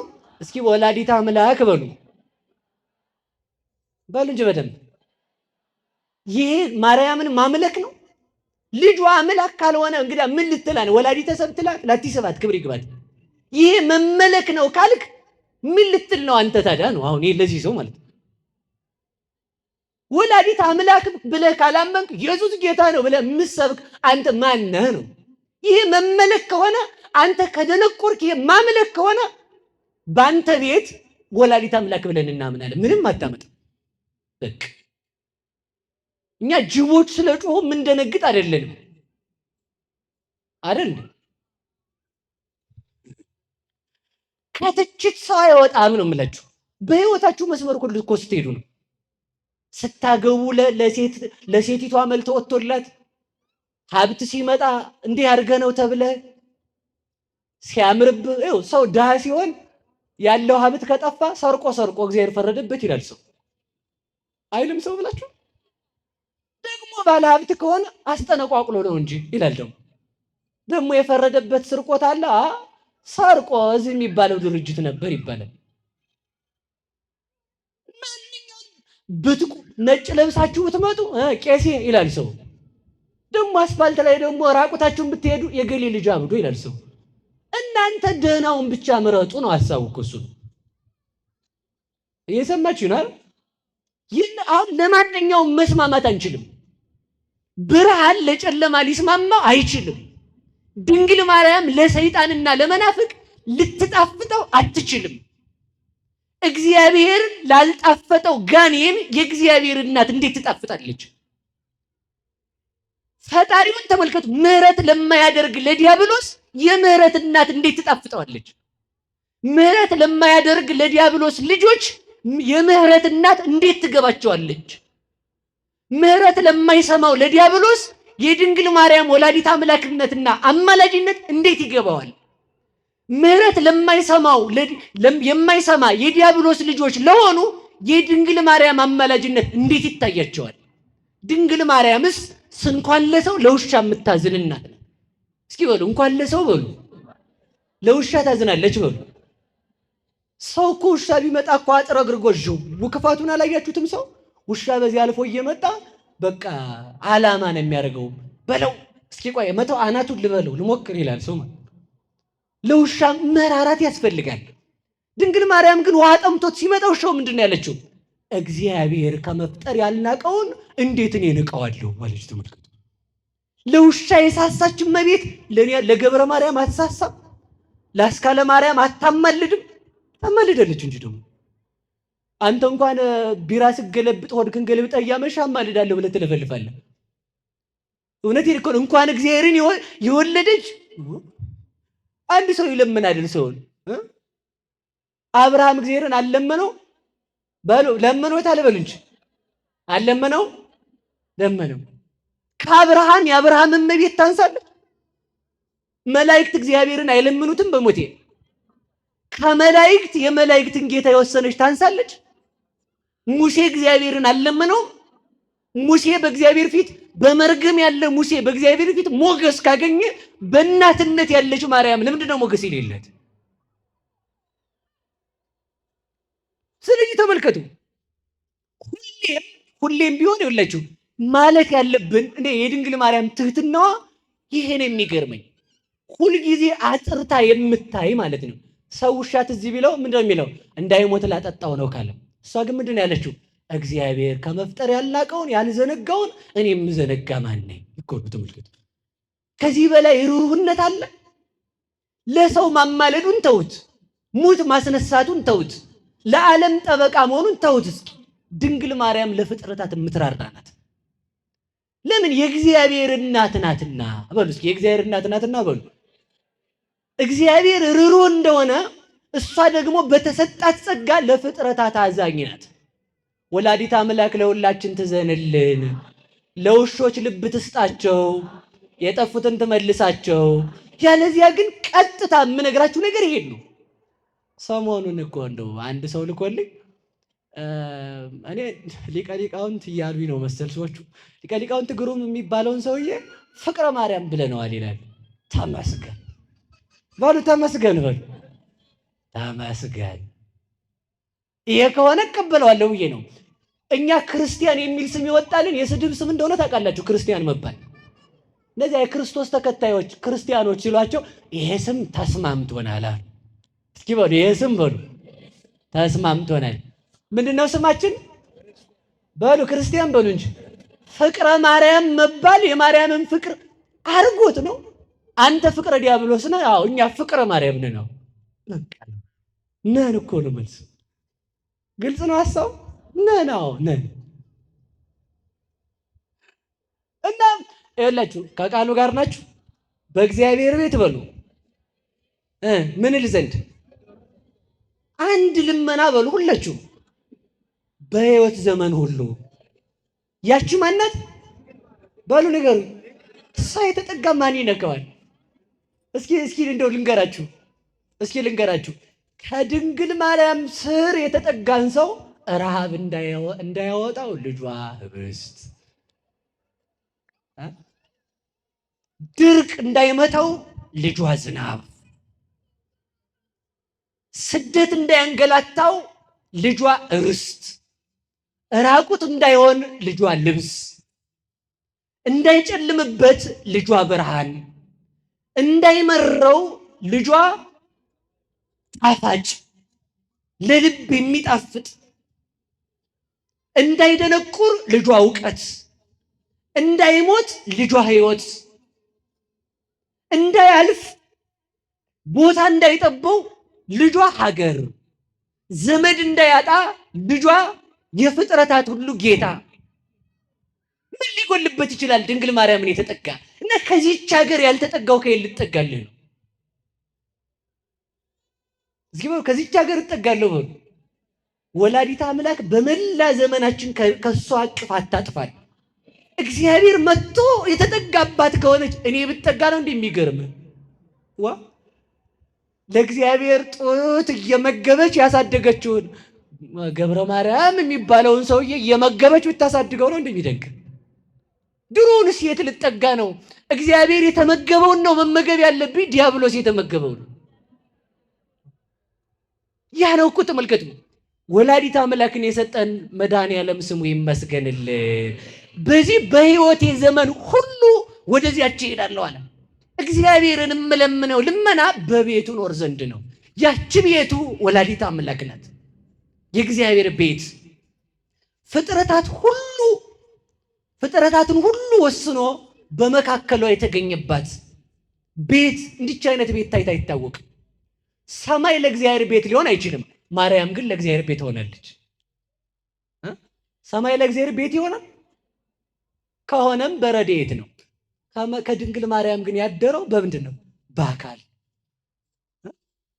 ከዚች ቤት ላይ ነው እንጂ ይችን ቤት ነው አምለምነው ፈጣሪዬን። የማትፈርስ ቤት እኮ ናት። ደግሞ ተመልከቱ፣ ማንም ሰው የማይደረምሰው ምሽግ ቢኖር ከዛ የማይሸሸግ ማን ነው? ሁሉ ነገር ያለበት ምሽግ ቢኖር ከዚያ ተደብቆ ጠላቱን የማያጠፋ ማን ነው? ያቺ ምሽግ ናት ማርያም። ዲያብሎስ ሊደፍራት የማይችል ዲያብሎስ ምሽግነቷን ማፈረስ አይደለም በዓይኑ ሊያያት የማይችል ከብርሃንነቷ የተነሳ ዓይኑን ያወረችው የእግዚአብሔር ሀገር ማለት ማርያም ናት።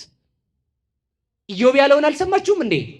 ኦፍ እንተ ኢርያ አይነ ንስር፣ የንስር ዓይን ያላያት መንገድ ይላል። ንስር የተባለ ዲያብሎስ ነው። ንስር ስጋን ሁሉ ሰማይ ወጥቶ እንደሚመለከት ዲያብሎስ ሰውን ሁሉ በኃጢአት ሲፈትን ተሰውራበት ያላያት ያቺ ናት ማርያም ማለት። ማርያም ማለት የምትናገር ገነት ናት ነው እኮ የምልህ። እስኪ በሉ ማርያም ማለት በሉ የምትናገር ገነት ናት። ገነት ታወራለች እንዴ?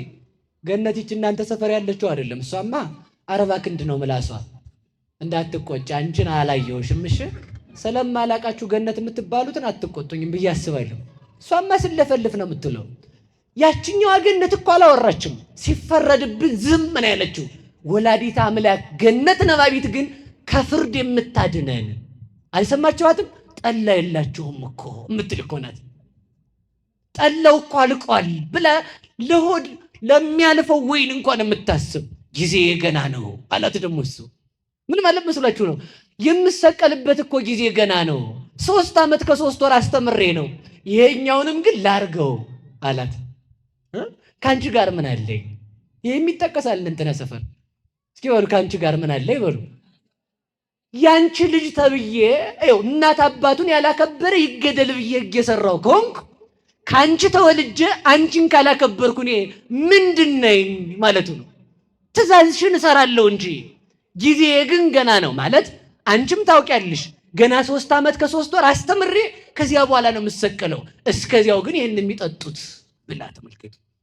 በሞገስነት የሚቆም እስኪ በሉ በሞገስነት በሉ የሚቆም አምላክን ምን ብሎ ልጄ ብሎ በሉ እንጂ በሉ በደንብ በሉ ተናግሬዋለሁ። ልድገመው አንድ ቀን ለኪደሉ ዘምኩሎሙ ቅዱሳን ከቅዱሳን ይልቅ ትለምኝ ዘንድ ላንቺ ይገባል አለ። እስኪ በሉ ከቅዱሳን ይልቅ በሉ ትለምኝልን ዘንድ ላንቺ ይገባል። እሰይ ለእመቤታችን ይገባል። አዎ መልአክ ቢቆም ገብርኤል ቢቆም ክንፌን እያማታው ሳበስር ኖሬ ማር እንጂ ይላል፣ ግን ይመራል እግዚአብሔር። አዎ ታዲያ ትለምኝልን ዘንድ ላንቺ ይገባል እንዴ አለ እዛው ደራሲው። ቅዱሳን አይለምኑም ትይ እንደው አይ አዎ ይለምናሉ። መለመንማ እንዴታ ይለምናሉ እንጂ። ግን ገብርኤል ቢቆም አገልጋይ ብሎ ይቆማል። አንቺ ግን ልጄ ብለሽ ትቆሚያለሽ። ይሄ የሚተካ ስም የሌለው ስም እግዚአብሔርን ልጅ ብላ የምትቆም ማርያም ብቻ ናት። አዎ መልአክ ይለምናል። መልአክ ቢለምን ላንተ ምስጋና ሳቀርብ ኖሬያለሁ ብሎ ይለምናል። አንቺ ስትለምኒ ግን አንተን በተሸከመ ጀርባዬ ብለሽ ትለምኘዋለሽ። መለመንማ ከቅዱሳን ይልቅ ላንቺ ይገባል። አዎ መልአክ ይለምናል። መልአክ ቢለምን በቅዳሴ ኖርኩ ይላል። አንቺ ግን በተሸከመ ማኅፀኔ ብለህ ማርትዋለሽ። አዎ መለመንማ መልአክ ይለምናል። መልአክ ቢለምን 24 ሰዓት ምስጋና አቀርባለሁ ብሎ ይለምናል። አንቺ ግን ስትለምኚ በጠባቸው ጡቶች ብለሽ ትለምኘዋለሽ። መለመን ላንቺ ይገባል። እንዴት? በሞገስ ትቆሚያለሽና። እስኪ በሞገስ በሉ። እስኪ በሞት ያፈርሰውን አገልጋይ ነኝ በሉ። እናት ነኝ። የቱ ነው የሚከብደው? ቀልድ አለ እንዴ? እንዲህ ዝም ብሎ በእናት ቀልድ ያለ መስሏችሁ ነው? አገልጋይ ነኝ ከሚለው ማን ነው ሞገስ ያለው? በስላሴ ፊት ሞገስ ያለው ስም ይሉሃል። ማርያም የሚለው ስም ነው። እንዴት? ልጅ ብላ የምትቆም ማርያም ናት። ግዳጅ የሚፈጽም እንዴት? እግዚአብሔርን ከመውለድና ለፍጥረት ከመለመኒቱ ይበልጣል። በሞቴ ነገር ሁላችሁ ባሉ ነገሩ ይጂ እግዚአብሔርን መውለድ ነው። መለመንማ መልአክ ይለምናል እኮ እያልኳችሁ ነው። መለመንማ አብርሃምም ለመነ፣ ሙሴም ለመነ፣ ካህናትም ለመኑ፣ እኛም እንለምናለን ያቅማችንን። እግዚአብሔርን መውለድ ግን የተቻለው ለማርያም ብቻ ነው። ያስቻላት እግዚአብሔር አይደል ሊለኝ ነው አንዱ ጠማማ ማለት ነው። ደግሞ አዎ ያስቻላት እሱ ነው። ግን እንድትችል ሆና የተገኘች ደግሞ እሷ ብቻ ናት ነው እኮ የምመልስልኝ። እስኪ በሉ ያስቻላት እሱ ነው በሉ። አዎ ግን እንድትችል ሆና ጠብቃ የተገኘች እሷ ናት። ንጹሕማ አዳምም ንጹሕ ነበር፣ ቆሸሸ እንጂ። ንጹሕማ አለቃ ሳጥናኤልም ንጹሕ ነበር፣ ረከሰ እንጂ። ሐዋርያማ ይሁዳም ሐዋርያ ነበር፣ ጌታውን ሸጠ እንጂ። የተሰጣትን ጠብቃ የኖረች ግን ማርያም ብቻ ናት። መላእክትም ጠብቀው ኖረዋል። እስኪ በሉ መላእክትም በሉ ጠብቀው ኖረዋል። ደናግል ናቸው በሉ አሃ ደግሞ አንዱ ሲሰማ መላእክት ደናግል ከሆኑ ያገባሉ እንዴ? እንደው ከብት የሆነ ሰው ከብት ነው የሚያጫውተው ማለት ነው። እውነቴን እኮ ሰው ከብት አላልኩም፣ በሞቴ ይቅር በሉኝ። ማለት የፈለኩት ቅዱስ ዮሐንስ አፈወርቅ ምን ይላል? ወለ መላእክት ሳይተክሎሙ ድንጋሌ ህሊና ይላል። ለመላእክት የህሊና ድንግልና አልተቻላቸውም፣ ለማርያም ግን ምን አላት ይላል? ተቻላት። ድንግል ሆኖ መኖር ቀላል ሊሆን ይችላል። ኧረ ቀላልስ አይደለም። ሰው ስንቴ በዝሙት ይወድቃል። በዝሙት ባይወድቅ ስንቴ ሰው በሐሳብ ይወድቃል። ይተወላወል ህሊናሁ ለብእሲ ይተወላወል እምጊዜ ሞቱ እስከ ለተሞ እምጊዜ ልደቱ እስከ ለተሞቱ። የሰው ህሊና ከተወለደበት ጊዜ ጀምሮ ሲወጣ ሲወርድ ይኖራል። ያን ህሊና ጠብቃው የኖረች ማርያም ናት። ደሞስ መኮራቱ ነው። መላእክት ደናግል ናቸው። አዎ ያልወደቁት ደናግል ናቸው። ህሊናቸው ድንግል ነው። ግን በዛ ድንግልናቸው እግዚአብሔርን አመስግነው እንጂ እግዚአብሔርን ወልደውበት አያውቁም። እግዚአብሔርን የወለደ ድንግልና የማርያም ድንግልና ብቻ ነው። ለዚህ ነው ቅዱስ ዳዊት ምን አለ? አንድ ነገር እፈልጋለሁ፣ እሷም ማርያም ናት። እሷ ማን ናት? መላእክት ደናግል ናቸው፣ እግዚአብሔርን መውለድ አይችሉም፣ ያመሰግኑበታል እንጂ። ማርያም ድንግል ናት። አዎ በድንግልናዋ ኖረች። አዎ በዚያ ድንግልናዋ እግዚአብሔርን ወለደች። አዎ ከወለደችው በኋላም ድንግል ሆና ኖረች። መጠቀም ይለዋል ለዓለም ሁሉ የደናግል መመኪያ ልትሆን ማርያም ተሰጠች። እሷን የሰጠን መድኃኔዓለም ይመስገንልን። ሌላ ምን እንላታለን? እሷን ስለዚህ ተመልከቱ፣ ይለምናሉ። መለመንማ እንዴታ! ቅዱሳን ይለምናሉ። ተመልከቱ፣ መለመንማ እንዴታ! ይለምናሉ። ቅዱሳን ነቢያት ቢለምኑ ሰበክን ብለው ነው። ማርያም ብትለምን ግን ወለድኩ ብላ ነው። ነቢያት ቢለምኑ ስለ ኃጢአታቸው አልቅሰው ሕዝብህን ማር ብለው ነው። ድንግል ማርያም ግን ስለ ልጁ አልቅሳ ነው። ለአንተ ብዬ የተሰደድኩትን ስደት አስብ።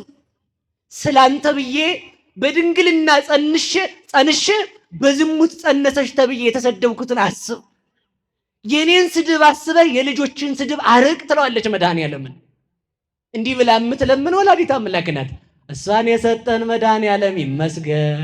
እኔ ሌላ ምን እላታለሁ? እውነት እኮ ነው። ህሊናዬ ምላሴ ቢያጥርብኝ እንጂ ይሄ ለማርያም ቢያንስባት እንጂ እንኳን ሊበዛባት አልተነካም። ገና ለምን መሰላችሁ? ነቢያት አዎ ዳዊት ምን ብሎ ይለምናል? ጌታዬ ሆይ ማሬ ብዬ ቆሜ ሳለቅስ አንድ ስንዝር፣ ተቀምጬ ሳለቅስ ክንድ ከስንዝር እንባዬ ገብቷል፣ ማረኝ ይላል፣ ማርልኝ ይላል። ህዝብህን ይቅር በል እኔን ቅጣ ይላል። ድንግል ማርያም ግን ኃጢአት የሌለባት ንጹሕ ናት። ድንግል ማርያም ልትለው የምችለው ምንድን ነው? አንተ በተወለድክ ጊዜ ሄሮድስ በጠላትነት በተነሳ ጊዜ አንተን ይዤ ስሸሽ ያነባሁትን እንባ አስበው። ቤተ መቅደስ ስትገባ ስምዖን የሉቃስ ወንጌል ምዕራፍ 2 ላይ ትንቢት ሲናገር ምን አለ? አይንቴ ርእያ አድኅኖተከ ይእዜ ተሰዓሮ ለገብርከ በሰላም እግዚኦ በከመ አዘዝከ እስመ ርእያ አይንቴ አድኅኖተከ። ጌታ ሆይ ከእንግዲህ ባሪያን ታሰናብተው ዘንድ ይገባል፣ ዓይኔ ማዳንህን አይተዋል አለው። ያቺ የማዳኑ ሥራ የተፈጸመባት ክርስቶስን ይዛ የመጣ የማርያም እጅ ክርስቶስን ታቅፈው በግ ወደሚሰዋበት ቤተ ክርስቲያን ምኩራብ ክርስቶስን ይዛ የሄደ የማርያም እጅ እኔን ከፍ አድርጎ ማር ቢል ከባድ ነው። እዚህ እኮ አሰናብተኝ አለ። በቃ ልሙት አለ እኮ። ለምን? ተስፋዬን አይቻለሁ። ማን ነው ተስፋው? ክርስቶስ። ስምዖን በእርጅናው ይጠብቀው የነበረ ማን ነው? ማርያም። ለምን? ማርያም ክርስቶስን ካልወለደች ክርስቶስን ከየት ሊያገኝ ይችላል? ስለዚህ ተመልከቱ፣ የዚያን ጊዜ ስምዖን ወለኪሰ ተመልከቱ ይበው ኩናት ውስተ ልብኪ፣ ባንቺ ግን በነፍስሽ ሰይፍ ያልፋል አላት። የዚያን ጊዜ ወላዲተ አምላክ ምርር ብላ አልቅሳለች። አዎ ቅዱሳን ያስምራሉ። ምን ብለው? አለቀስን በእንባችንም አይደለም ብለው። ማርያም ግን ኃጢአት ኖሮባት ስለ ኃጢአቷ ያለቀሰች ሳትሆን እግዚአብሔርን ወልዳ ልጄን ይገሉብኛል ብላ ስለሱ ያለቀሰች ናት። ስለሱ ባለቀሰችው እንባዋ ዓለምን ታስምራለች። እሷን የሰጠን መድኃኔዓለም ይመስገን። ግብፅ በተሰደደች ጊዜ ልጇን ሊገሉባት ይሄ ያላስማረ ማን ያስምራል? እስኪ ልንገራችሁ። እናት አባት ሳይኖራ ብቻዬን ሆኜ አንተን ተስፋ ያደረኩት ዘመዶችን ማለት ዘመድ ሁሉ ትታ 15 ዓመት ቁጭ እናት አባቷ ሲሞቱ ለልቅሶ ያልወጣች ማርያም፣ መሞታቸውን ብቻ የሰማች ማርያም፣ የሞቱ ዘመዶች ማር ብላ ታስምረናለች። እሷን የሰጠን መድኃኒዓለም ይመስገን። እልልታ አታብዙ። ቆይ እልል እንዳትሉ፣ ቆይ ልጨርስ። እያቋረጣችሁ ስለሆነ ብዬ ነው፣ ይቅር በሉኝ እሺ። እንድጨርሰው ብዬ ነው። ከዚያ ተመልከቱ፣ በተሰደደች ጊዜ ስትሰደድ አንደኛ ቤተ መቅደስ የኖረች ናት። የከተማ ልጅ አሁን ገጠር ይሆንለታል? አንድ ቀን ሜዳ ረግጣ አታውቅም እኮ ማርያም። እንደዚህ ሜዳ ረግጣ አታውቅም እኮ። ቤተ መቅደስ ቁጭ አለች፣ ሁሌ ቤተ መቅደስ የተቀመጠች፣ አንድ ቀን ከቤተ መቅደስ ያልወጣች ማለት እሷ ናት። ያ ጌታን ከወለደች በኋላ ተመልከቱ፣ ጉዞ የጀመረችው ቤተ መቅደስ ባደገው እግሯ ነው። አንደኛ ሀገር የማታውቅ ስደተኛ ይሏቸዋል ማርያም ናት። ለዚያ ነው ስደተኛ ልጆችን ማራቸው የምትለን በእሷ ስደት ነው። ይኸውላችሁ ሰው ሲሰደድ ቢያንስ መመለሻውን አውቆ ተስፋ ያደርጋል። ድንግል ማርያም ስትሰደድ መመለሻ ጊዜ አላወቀችም። መመለሻ የሌለው ኃጢአትን የሚሰሩ ልጆቿን መመለሻ በሌለው ስደቷ መለሰችን። እሷን የሰጠን እግዚአብሔር ይመስገን። ስትወጣ በክረምት ወጣች። በክረምት ወጣ እኛን ወደ በጋ መለሰችን። ስትወጣ ከሰማይ ዝናብ ከመሬት የእስራኤል ብርድ እንደ ኢትዮጵያ መስሏችሁ ነው? የእስራኤል ቤት አይሲ የተገጠመበት ነው፣ ማሞቂያና ማቀዝቀዣ። በጋውም አይቻልም፣ ክረምቱም አይቻልም። ኢትዮጵያ እግዚአብሔር ይመስገን የታደለ ክረምት ነው ያለን። የተመጣጠነ ማለት ነው። ወይዘር ነው የምትሉት፣ እሱ የተመጣጠነ ነው። በዚያ ቁር ላይ ልብስ ሳትይዝ ብቻዋን ስደት ጀመረች። ደግሞ ስደት የጀመረችው ብቻዋን መስሏችሁ? ልጅ አዝላ ደግሞ ልጅ አዝሎ ስደት ከባድ ነው። እሱን አዝላ ተሰዳ፣ እሱ ደግሞ እኛን ወሐዘሎሙ በክነፊሁ እንዳለ በክንፈ ረድኤቱ አዝሎ ወደ ርስት መለሰን። እሷን የሰጠን መድኃኒዓለም ይመስገን፣ መድኃኒዓለም ይመስገን። ስለዚህ በዚህ ሁሉ ድንግል ማርያም አማላጃችነት፣ በዚህ ሁሉ ድንግል ማርያም ተስፋችነት። ስለዚህ መጨረሻ ብቻ ነግሬያችሁ ትምህርቱ ስለማያልቅ ልጠቅልለው። እስኪ የግማን ነው አንድ ነገር እሻለሁ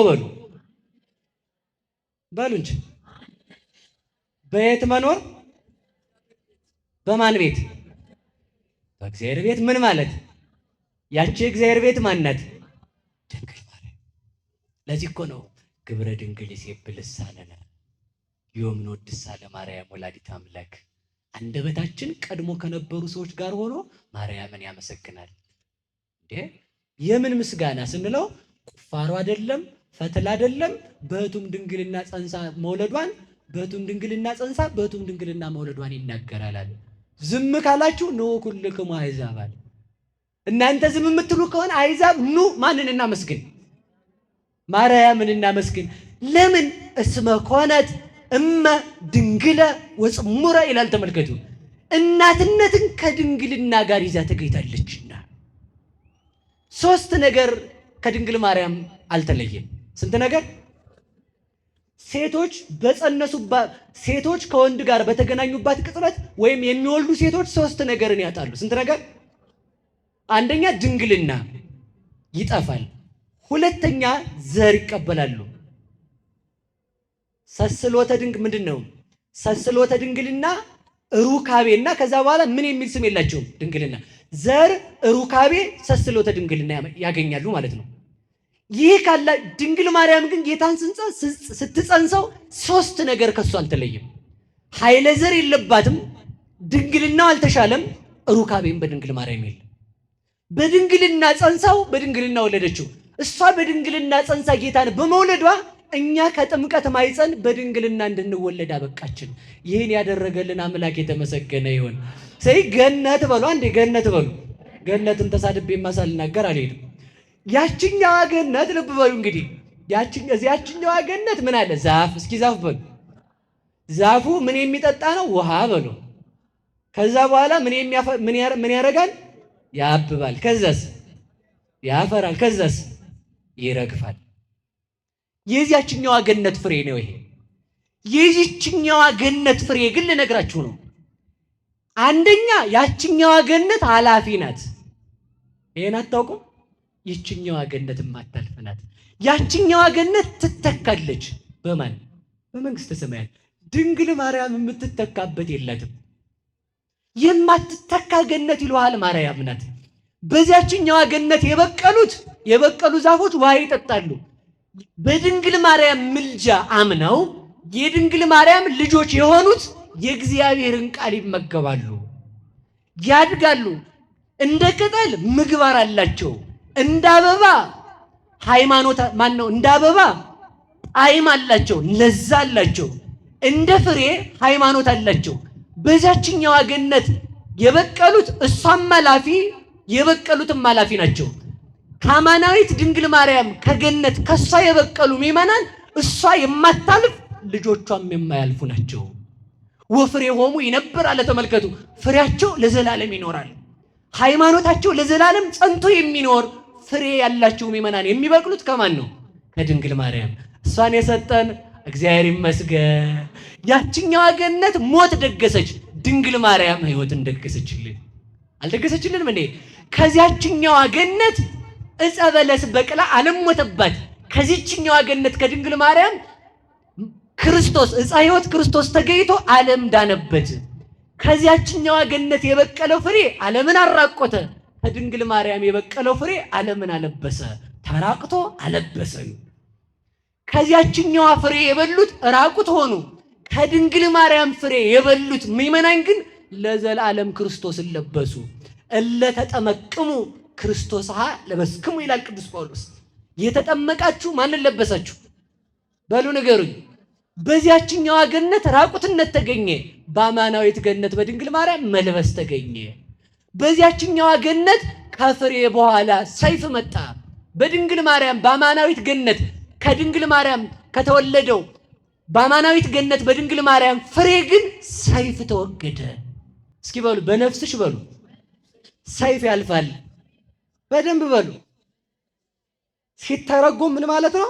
ሰይፍ ያልፋል ነው። እሺ ገብቷችኋል? ማለፍ አልገባችሁ? ነፍስ የተባለ ማለት ነው ክርስቶስ በሉላችሁ። እስራኤል ስቅልተ ትሬያ ለሕይወትከ። እስራኤል ሕይወትህን ምን ብለህ ታያታለህ? ሰቅለ። ሕይወት ደግሞ ምንድን ነው? ነፍስ በሉ እንጂ። ሕይወት ተብሎ የተጠራው ማን ነው? ክርስቶስ። ክርስቶስ ሲሰቀል በክርስቶስ ምን አለፈ? የገነት ሰይፍ አለፈ። አያችሁ አይደል? ገነት ላይ በፍሬ ምክንያት ሰይፍ ተጋረደ። በድንግል ማርያም በአማናዊት ገነት በድንግል ማርያም ፍሬ የገነት ሰይፍ አለፈ። ሰይፍ በሰይፍ ተወገደ። ያችኛዋ ገነት ልብ በሉ የገቡባት ይወጣሉ። ድንግል ማርያምን የተጠጓት ከቶ አይወጡ፣ ከቶ እስከ ዘላለም አይወጡ። ለምን? ከገቡ መውጣት ካገኙ ማጣት ከድንግል ማርያም የለምና። የገባባት አዳም ነበር፣ ወጣ። መውጣት ብቻ አይደለም ተረገመባት። በዚያችኛይቱ ገነት እርግማን ተሰማ። በድንግል ማርያም ግን ምን ተሰማ? ብሩክ የሚል ስም ተሰማ። በዚያችኛይቱ ገነት እባብና ሰው መከሩባት። በዚህችኛይቱ በድንግል ማርያም ግን መለኮትና ስጋ ተዋህዱባት። በዚያችኛይቱ ገነት የሚሞት እባብና የማይሞት አማናዊ እባብ ሰይጣን መክረው አዳምን አሳቱ። እስኪ የሚሞት እባብና በሉ፣ ቆይ እንዲህ እናድርገው፣ ደም ያለው እባብና በሉ፣ ደም የሌለው እባብ በሉ እንጂ መክረው ሰውን አወጡ። የት ነው የመከሩት? ገነት። ይኸውላችሁ ይህችኛይቱ ገነት ግን የማይሞት ማን ነው ሲባል ዲያብሎስ ይሞታል። የሚሞት ማን ነው ሲባል የለበሰው ማን? እባብ በሉ እንጂ። ተመካክረው ተለባብሰው የት ነው የሄዱት? እሴቲቱ ጋር በሉ እንጂ እሴቲቱ ጋር ሄዱ። ልብ በሉ። አሁን ደግሞ በድንግል ማርያም ክርስቶስ ተመልከቱ። ዮሐንስ ወንጌል ምዕራፍ 1 ላይ ወበከመ ሙሴ ሰቀሎ ለአርዌ ምድር በገዳም ከማሁ ሀለወ ለወልደ እጓለ እመሕያው ይሰቀል። ሙሴ በምድረ በዳ እባብን እንደሰቀለ ክርስቶስም ይሰቀል ዘንድ ምን ይለዋል? ይገባዋል። ያ በምድረ በዳ የተሰቀለው የምን እባብ ነው? የናስ እባብ በሉ። የበላው የምን እባብ ነው? ነዘር እባብ በሉ። በዘው ነዘር እባብ ደም ያለው እባብ በላ፣ ደም የሌለው እባብ አዳነ። የመሬት እባብ በላ፣ ሙሴ የሰቀለው እባብ የነሐሱ እባብ አዳነ። እንደው መናፍቃን አፋቸውን ሲከፍቱ ነበር፣ አለመታደላቸው። እባብ ሁልጊዜ አፏን መክፈት አይደል ስራዋ? እንደው ዝም ብላችሁ ይዋት። ጆሮዋ ስለማይሰማ ምላሷን ውልብልብልብ በቃ መከራ እንደዚህ አላይ። ጆሮዋ የላትማ ጆሮ የእባብ አንዱ መጎዳት ምንድነው? ጆሮ አለመኖር ማለት ነው። የመናፍቃን መሳደብ ምክንያት ምንድነው ማለት? አንዱ መደንቆር ማለት ነው። ይሰማል አይደል? እስኪ ዲያብሎስ በሉ ምሕረት አያረግም፣ ምሕረት አይደረግለትም፣ ምሕረት አይሰማም በሉ እንጂ የሰውን ክፋት ፈልጎ ገምግሞ አይተው። እስኪ ምሕረት አያረግም በሉ። ምሕረት ስለማያረግ ምሕረት አይደረግለትም። ምሕረት አይሰማም በሉ። ምሕረት ስለማይሰማ ምሕረት እንደተደረገ አያውቅም። የሰውን ኃጢአት ገምግሞ አይተውም በሉ። ገምግሞ ስለማይተው የእሱ አይተውለትም። ከጥንተ ጠላታችን ከእንዲህ ያለው አዳነን ነው እኮ ሰው። የዲያብሎስ ልጅ ምሕረት አይሰማም ነው የምላችሁ እኮ እናንተ። በቃ እርፍ ማለት ይሄን ሰምቶ ነው። አልሰማል አይደል? አዎ የዲያብሎስ ልጅ መች ይሰማል? አለቅ። ዲያብሎስ ይሰማል? አይሰማም። ልጆቹ ይሰማሉ። እና እባብ የምታሳዝነኝ ያ ነው። ሁልጊዜ ምላሷን ማውለብለብ ስራዋ ማለት ሁሉን መንከስ። ድንጋዩን ይነክሳል፣ ሰውም ይነክሳል። ያገኘው መቱን መንከስ ብሎ ማውለብለብ ምላሱ። ለምን ስትሉ አይኑ ብቻ ስለሆነ የሚያየው ጆሮ ስለማይሰማ ሁሉ ጠላቱ ነው ማለት ነው። ቢያንስ የእግዚአብሔርን እናት ጠላት ይደረጋል፣ በሞት ያፈርሰዋል። እንዴ ሌላው ይቅር፣ እንዴ እግዚአብሔርን እናት ጠላት ትሁን? ምን ተብሎ ነው እግዚአብሔር ማረኝ የሚባለው? እናቱ ተጠልታ እሱ እንዴት ነው ማረኝ የሚባለው? እሺ ሰባኪ ነኝ፣ እሺ ኢየሱስን እገልጣለሁ፣ እሺ ማርያም ግን አታስፈልግም። እግዚአብሔር ታስፈልጋለች ብሎ ለድነት ምልክት አድርጓት አንተን አታስፈልግም የምትለን? ገላትያ ምዕራፍ 4:4 ላይ ዋመበጻሪ እድሜው እግዚአብሔር ፈኖ ወልዶ ተወልደን በሴት የዘመኑ ፍጻሜ በደረሰ ጊዜ እግዚአብሔር ልጁን ላከ፣ ከሴት ተወለደ። ያቺ ሴት ማርያም ናት። እግዚአብሔር ወደ ማርያም ከመጣ ወደ ማርያም አልመጣም። ረባካያ እስኪ በትጎዳ እንደው ተጎለት እዛው። እውነቴን እኮ ነው። አያስቅም? እውነቴን እኮ ነው። የሚያስቅ መስሏችሁ ነው የምነግራችሁ? አያስቅም። ሁሉን መንደፍ። ልብ ብላችሁ ስሙ። ቆይ ልመልሳችሁ ወደ ነገሬ። የበረሃው እባብ 2 እባብ ነው ያለው። ስንት እባብ? እና የጳጳሳት የሚይዙት ፓትርያርካችን የሚይዙት የብፁዕ ቅዱስ አባታችን የአቡነ ማትያስ በትረ ሙሴ ምን አለበት? እባብ የለበትም? የሆነ ሰዓት ላይ አፋቸውን ሲከፍቱ አልሰማችኋቸውም? መናፍቃኑ እባብ ይዘው ነው የሚዞሩት። አየህ የሚል ማለት ነው። እስኪ ጀግና ከሆንክ ፋርማሲው ላይ የጽዋው ላይ ያለውን እባብ አውርደህ ሆድና ያለ ምን አትሳደብም? ጀግና ከሆንክ እደኩ ሰው ተንኮሉ ተመልከቱ። ሁልጊዜም የዲያብሎስ ስራው ጽድቅ ማሰናከል ማለት ጋኔን የተዳለ ቢሉት ጽድቅ ላሰናክል፣ በቃ ሌላ ምንም ትርጉም የለም። ዲያብሎስ ልክ አይደለም ያለው ደግሞ ልክ ነው። በቃ ይሄን እናውቃለን። ስለማሰማ ነው። ደንቆሮ ድምፅ አልሰማ ቢልኛ ምን አገባ? አሰማማ ለኛ እንሰማለን። ድምፅ ውበት እንዳለው የምናውቀው የሰማነው ነን። ሰምታችኋል? አይን ፀሐይ እንደምታምር የምናውቃት ምን ያለንን አይን ያለን ብቻ ነን። ሽቶ እንደሚሸት የሚያውቀው ምን ብቻ ነው? አፍንጫ ያለው ብቻ ነው። ማር እንደሚጣፍጥ የሚያውቀው ምን ያለው ሰው ብቻ ነው? የሌለው። ኧረ ማር አይጣፍጥም ቢልስ ጅላጅል ነው የሚባለው አይደል? የታየው ነው የሚባለው። መልስ እኮ ምንም አትናደዱ። እውነቴን ነው። እንዲያ የሚል ጋኔን ስታገኙ ምላስ የሌለሽ ሆኖ በቃ ትቶ መሄድ። አቤት መጨበጥ ሲል አንድ ሰው እጅ የሌለው ሰው ደግሞ ነው የሚጨበጥ ቢል ምን ይባላል? እንዴ ሰውዬ እጅ ሳይኖር እኮ ነው የሚባለው አይደል? የዲያብሎስ ልጅ ምሕረት አይሰማም እያልኳችሁ እኮ ነው ያሉት። እግዚአብሔር ልቦና ይስጣቸው። ያ በትረ ሙሴ በምድረ በዳ የሰቀለው ያ ፓትርያርካችን የሚይዙት ብፁዕ ቅዱስ አቡነ ማትያስ የሚይዙት እባብ ያለበት መስቀል ሙሴ በምድረ በዳ የሰቀለው የነሐሱ እባብ ምሳሌ ነው። የምን እባብ? እባቡን በእባብ አጠፋው። አይገርምም? የነሐስ እባብ የሚል ስም አለው ግን አይናደፍም። የእባብን መርዝ የሚያጠፋ መርዝ የሌለው እባብ መባሉ ለምንድን ነው ቢባል ክርስቶስ ሲሰቀል ወንበዴ የሚል ስም ተሰጥቶታልና ያ ስም ብቻ እባብ ተብሎ እንዲጠራ አደረገው። የነሐስ እባብ ነው የምንለው። ስለዚህ ተመልከቱ፣ እየሰማችሁኝ ነው? በገነት በሉ ደም ያለው እባብና ደም የሌለው እባብ ሄዱ አሳቱ። ደም ያለው እባብ የተባለ እባብ ነው ታውቁታላችሁ። ደም የሌለው እባብ የተባለ ዲያብሎስ ነው። በሚሞት እባብ የማይሞት እባብ ዲያብሎስ እንዳለ ወደ አማናዊት ገነት የሚሞት እባብና የማይሞት እባብ ያስወጣውን ሰው ለማዳን ክርስቶስ ወደዚህ ዓለም ወንበዴ ተብሎ ሊጠራ መለኮቱን ከስጋ ጋር አዋህዶ በመስቀል ተሰቀለ ማለት ነው። በመስቀል ሲሰቀል ወንበዴ የሚል ስም ተሰጠው። እርሱ ግን ወንበዴውን አዳምን የሚያድነው ነበረ። ስለዚህ ተመልከቱ፣ በዚህ እባብ ውስጥ የማይሞት እባብ ዲያብሎስ እንዳለ በሚሞት ስጋ ውስጥ የማይሞት መለኮት ነበረ። በስጋው እየደማ በአምላክነቱ ግን ሞትን ይቸነክረው ነበረ። በስጋው እየሞተ ሕይወት ይሰጥ ነበረ። መራራ ሐሞት እያጠጡት ጣፋጭ ሕይወት ይሰጥ ነበረ። በመሬት እየገዙት እሱ ሰማይና ምድርን ይገዛ ነበር። የድንግል ማርያም ልጅ ኢየሱስ ክርስቶስ ክብርና ምስጋና ይግባው። እሱ በመስቀል ሆኖ ሰማይና ምድርን የገዛ ከሱ በቀር የለም። እየሞተ የገዛ አይታችሁ ታውቃላችሁ? እርሱ ክርስቶስ ነው። እየሞተ ፀሐይን ያጨለማት፣ በፀሐይ ኮሩ አጨለማት። በመቃብር ኮሩ ሙታንን አስነሳባቸው። በቤተ መቅደስ ኮሩ መጋረጃውን ሰነጠቀው። ፀሐይ፣ ጨረቃ፣ ከዋክብት ኮርተውባቸው ነበር፣ አረገፋቸው። በነቢያት ይኮሩ ነበረ። ከነቢያት እነ ሙሴን ቀስቅሶ አመጣቸው፣ አስነሳቸው። ሙታንን የሚቀሰቅስ የሕይወት ባለቤት ክርስቶስ ነው። እርሱን የወለደች ማርያም ስሟ የተመሰገነ ይሁን፣ ስሟ የተመሰገነ ይሁን። ይችን ቤት በሉ ሁላችሁም፣ ልጨርሰው እንግዲህ። በዚህች ቤት በሉ እኖር ዘንድ እለምናለሁ፣ አንድ ነገር ብቻ እሻለሁ በሉ። እሷ ማናት?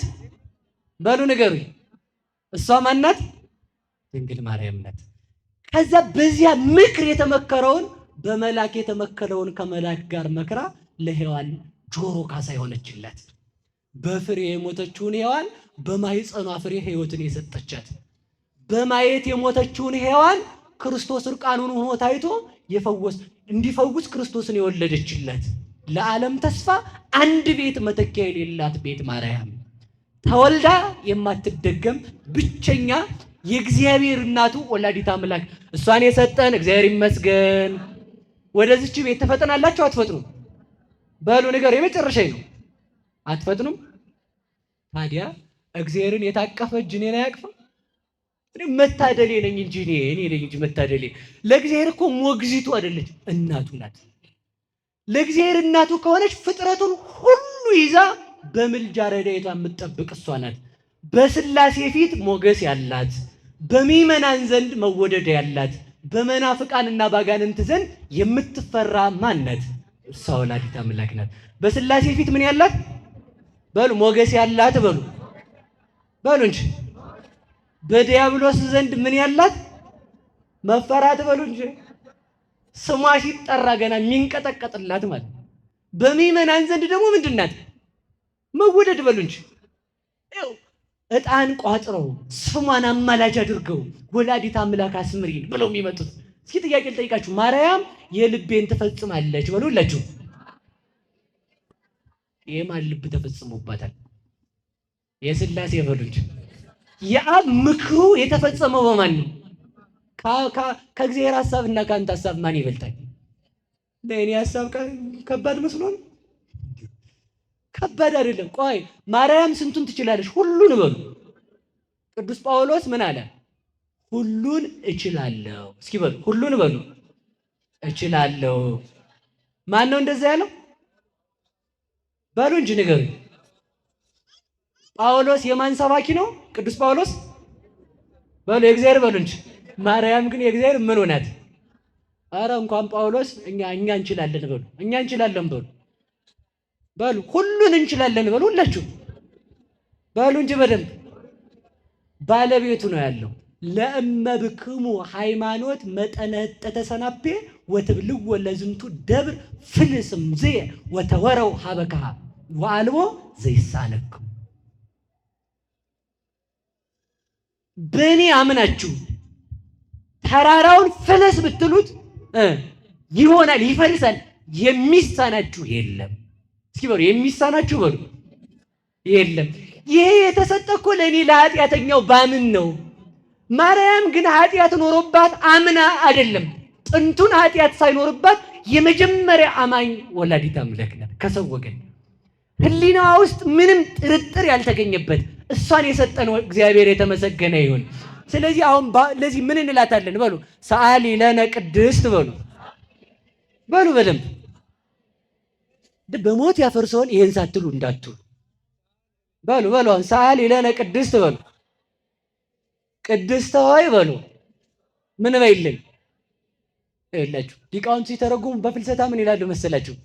ጽንዕት በድንግልና ስርጉት በቅድስና እመቤታችን ጸጋውን ክብሩን እንዳይነሳን ለምኝልን። አይምሮውን ለቦውን በልቦናችን ምን በይብን ሳይብን አሳድሪብን። ይሄን ስንላት ለምን ትለኝ እንደሆነ እሷ የታመነች አማላጅ ናት ብለን እንመልሳለን። ሙት በድንግል ማርያም ስም ይነሳል፣ ድውያን ይፈወሳሉ። የሃይማኖት ማስረጃም ወላዲት አምላክ ናት። እሷን የሰጠን እግዚአብሔር ስሙ የተመሰገነ ይሁን። ስለዚህ ሁልጊዜ ማንን እንጠራለን በሉ? እናቱን በሉ። ማንን እንጠራለን? እናቱን ስንጠራ ማንን መጥራታችን ነው? እስኪ በሉ ድንግል ማርያም በሉ በሉ እንጂ ለምን እንደዛ የምንላት? የማን እናት ስለሆነ ነው? ወላዲት አምላክ በሉ። ምን ማለታችን ነው? ይሄም ብለን ስንጠራት ምን ያስቀናል ሰው ነው ታዲያ? ከዚህ በላይ ስም አለ? ከዚህ በላይ ክብር አለ? ከዚህ በላይ ሞገስ አለ? ስለዚህ ሁላችንንም ጾሟን ጾመን እንድንጠቀም ውዳሴዋን ቅዳሴዋን እንድናደምጥ ወላዲት አምላክ ፍቅር የወላዲት አምላክ ፍቅር በልቦናችን ይደር። ውዳሴዋን ድገሙ። ውዳሴን ከቅዳሴ ቅዳሴን ከውዳሴ የደገመውን ባይረሳትን አላሳየውም ብላለች ወላዲት አምላክ። ይሄ የሚሆነው በማን ቸርነት ነው? በእግዚአብሔር ቸርነት በድንግል ማርያም ምሕረት ነው። መዝሙረ ዳዊት ደግሞ መድገም አብሮ መዝሙረ ዳዊት የደገመ ሰው ደግሞ መላእክት ጥላ ይዘውለት ነው የሚወጡት። እስኪ በሉ መዝሙረ ዳዊት የደገመ በሉ መላእክት ምን ይዘውለት ይሄዳሉ? ይህን ሳልናገረው አንድ ደቂቃ ብቻ ይታገሱ። ይህን ሳልነገራችሁ ከሄድኩማ ሊያመኝ ሁሉ ይችላል። አይደል?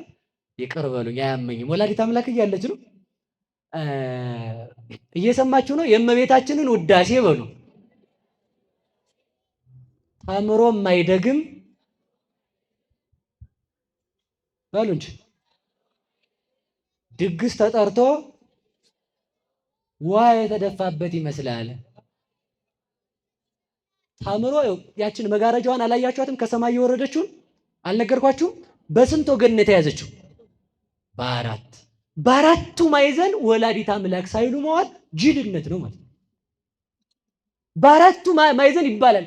ተምሮ ይኸውላችሁ መጀመሪያ ምን ይቀድማል? መማር በሉ።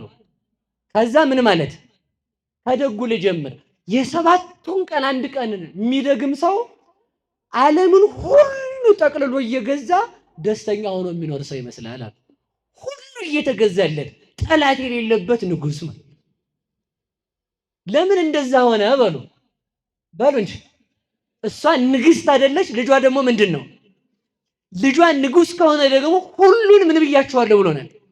ሁሉን ከሰጠን እንኳን ንግስናን ስጋውን አልሰጠንም።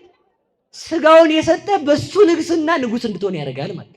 ሁሉ የተገዛለት ሰው ይመስላል። እሺ የዕለቱን የሚደግምስ የእናት አባቱን ርስት እያስተዳደረ ሰራተኛ ኖሮት ሁሉ የሞላለት ሰው ይመስላል።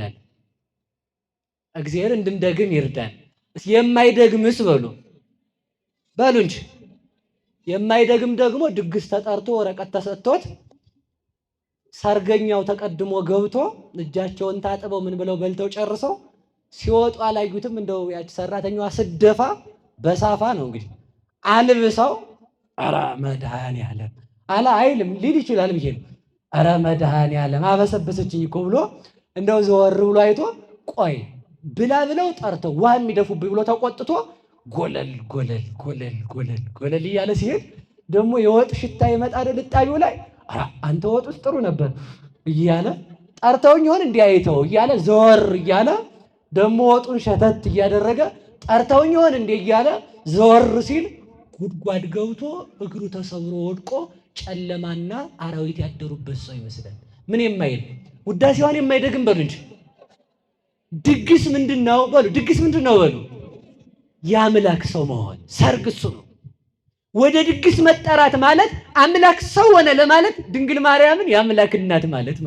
እስኪ በሉ የአምላክ እናት በሉ። ከዛ እዛ ድግስ ሲመጡ ወጥ እንደመድማነው እዛ እንደመደፋት በድንግል ማርያም አምኖ እሷን የአምላክ እናት የታመነች አማላጅ ልጇን ደግሞ መድኃኒት ሕይወት ብሎ አለማመን ነው። በር ሲደርሱ ውሃ መደፋት ማለት ደግሞ በድንግል ማርያም ሳያምኑ ሜዳ ለሜዳ መንጓለል ማለት ነው። እንደገና ደግሞ ዘወር እያሉ መሄድ ልጇ እኮ እንደው አምላክ ነው እያሉ ደግሞ መመለስ ማለት ጠሩኛል እንደ ልጇ አምላክ ነው እያሉ ወደ ሃይማኖት መምጣት ማለት ነው። ሃይማኖት ሳይኖር ሃይማኖተኛ መምሰል ማለት ነው። ከሜዳ ወድቆ እንደመሰበር ወደ መቃብር መውረድ፣ ወደ ጉድጓድ እንደመግባት ተሰብሮ እዛው ላይ ሌሊትና ቀን ሲፈራረቅበት እንደመዋል በገሃነም አጋንንት ሲገርፉት ለዘላለም መኖር። ወላዲት አምላክ ከሲኦል ትጠብቀን። ዳዊት መድገም ደግሞ በሉላችሁ። እሱ ደግሞ የንጉሥ መልእክተኛ ዛሬ ሲላኩ መኪና ፒክአፕ ነው ምናምን ብቻ ይሰጣቸዋል። በዚያ ሆነው ወታደሩ ስናይፐሩን ይዞ አላያችሁትም? ሽው እያደረገ መኪና ሁሉ ለቀገለል ነው እንዴ! የንጉሥ የመንግስት የጠቅላይ ሚኒስቴሩ መኪና መጥቷል ተብሎ ማለት ነው። የማን መልእክተኛ ነው? የንጉሥ በሉ እንጂ ጀነራል አሁን በዚህ ቢመጣ እኮ አንቀመጥም፣ መከራችንን ነበር የምናየው ማለት ነው። እኛ የእግዚአብሔር ጀነራሎች ነን። እሺ ጀነራል አይደለንም፣ እንደውም ልጆች ነን። እስኪ በሉ ልጅ በሉ። ጀነራሉንማ ጀነራል ነው የሚያጅበው። ንጉሥ ለልጁ የተመረጡ ታማኝ አገልጋይ ይሾማል። እስኪ በሉ ንጉሥ ለልጁ በሉ ምን ይሾማል? መዝሙረ ዳዊትን የሚጸልይ ውዳሴ ማርያም የሚጸልይ ሰው ከቤቱ ወጥቶ ሲሄድ መላእክት አጅበውት በሚሄድበት ሁሉ ሰላም እየሰፈነ ይሄዳል። ለምን? የማን ልጅ ነው? እነሱ በሉ የእግዚአብሔር ልጅ በሉ እንጂ። የእግዚአብሔር ልጅ የንጉሥ ልጅ በሚሞት ወታደር ሲታጀብ የእግዚአብሔር ልጅ በማይደክሙ መላእክት ይታጀባል። ጥንቱንም ሁለት መልአክ ሰጥቶናል፣ አንዱ የቀን አንዱ የሌሊት። ስንጸልይ ደግሞ እልፍ አእላፍ መላእክት ይከቡናል። የእልፍ አእላፍ መላእክት መከበብ የዚህ ሁሉ የጥምቀት የመዳን ከሞት ወደ ሕይወት መውጣት ከርኩሰት ወደ ቅድስና መምጣት እግዚአብሔርን ማየት ሕይወት መሰጠት አጋንንትን መግዛት መንግሥተ ሰማያት መግባት ከእግዚአብሔር ጋር መኖር የተሰጠን ባንዲት በምታስፈልገን ልመና በዳዊት ጸሎት በድንግል ማርያም ነው። ድንግል ማርያምን የሰጠን እግዚአብሔር ይመስገን። ጾመን እንድንጠቀም መድኃኔዓለም ይርዳን። ወስብሐት ለእግዚአብሔር። ይቆየን።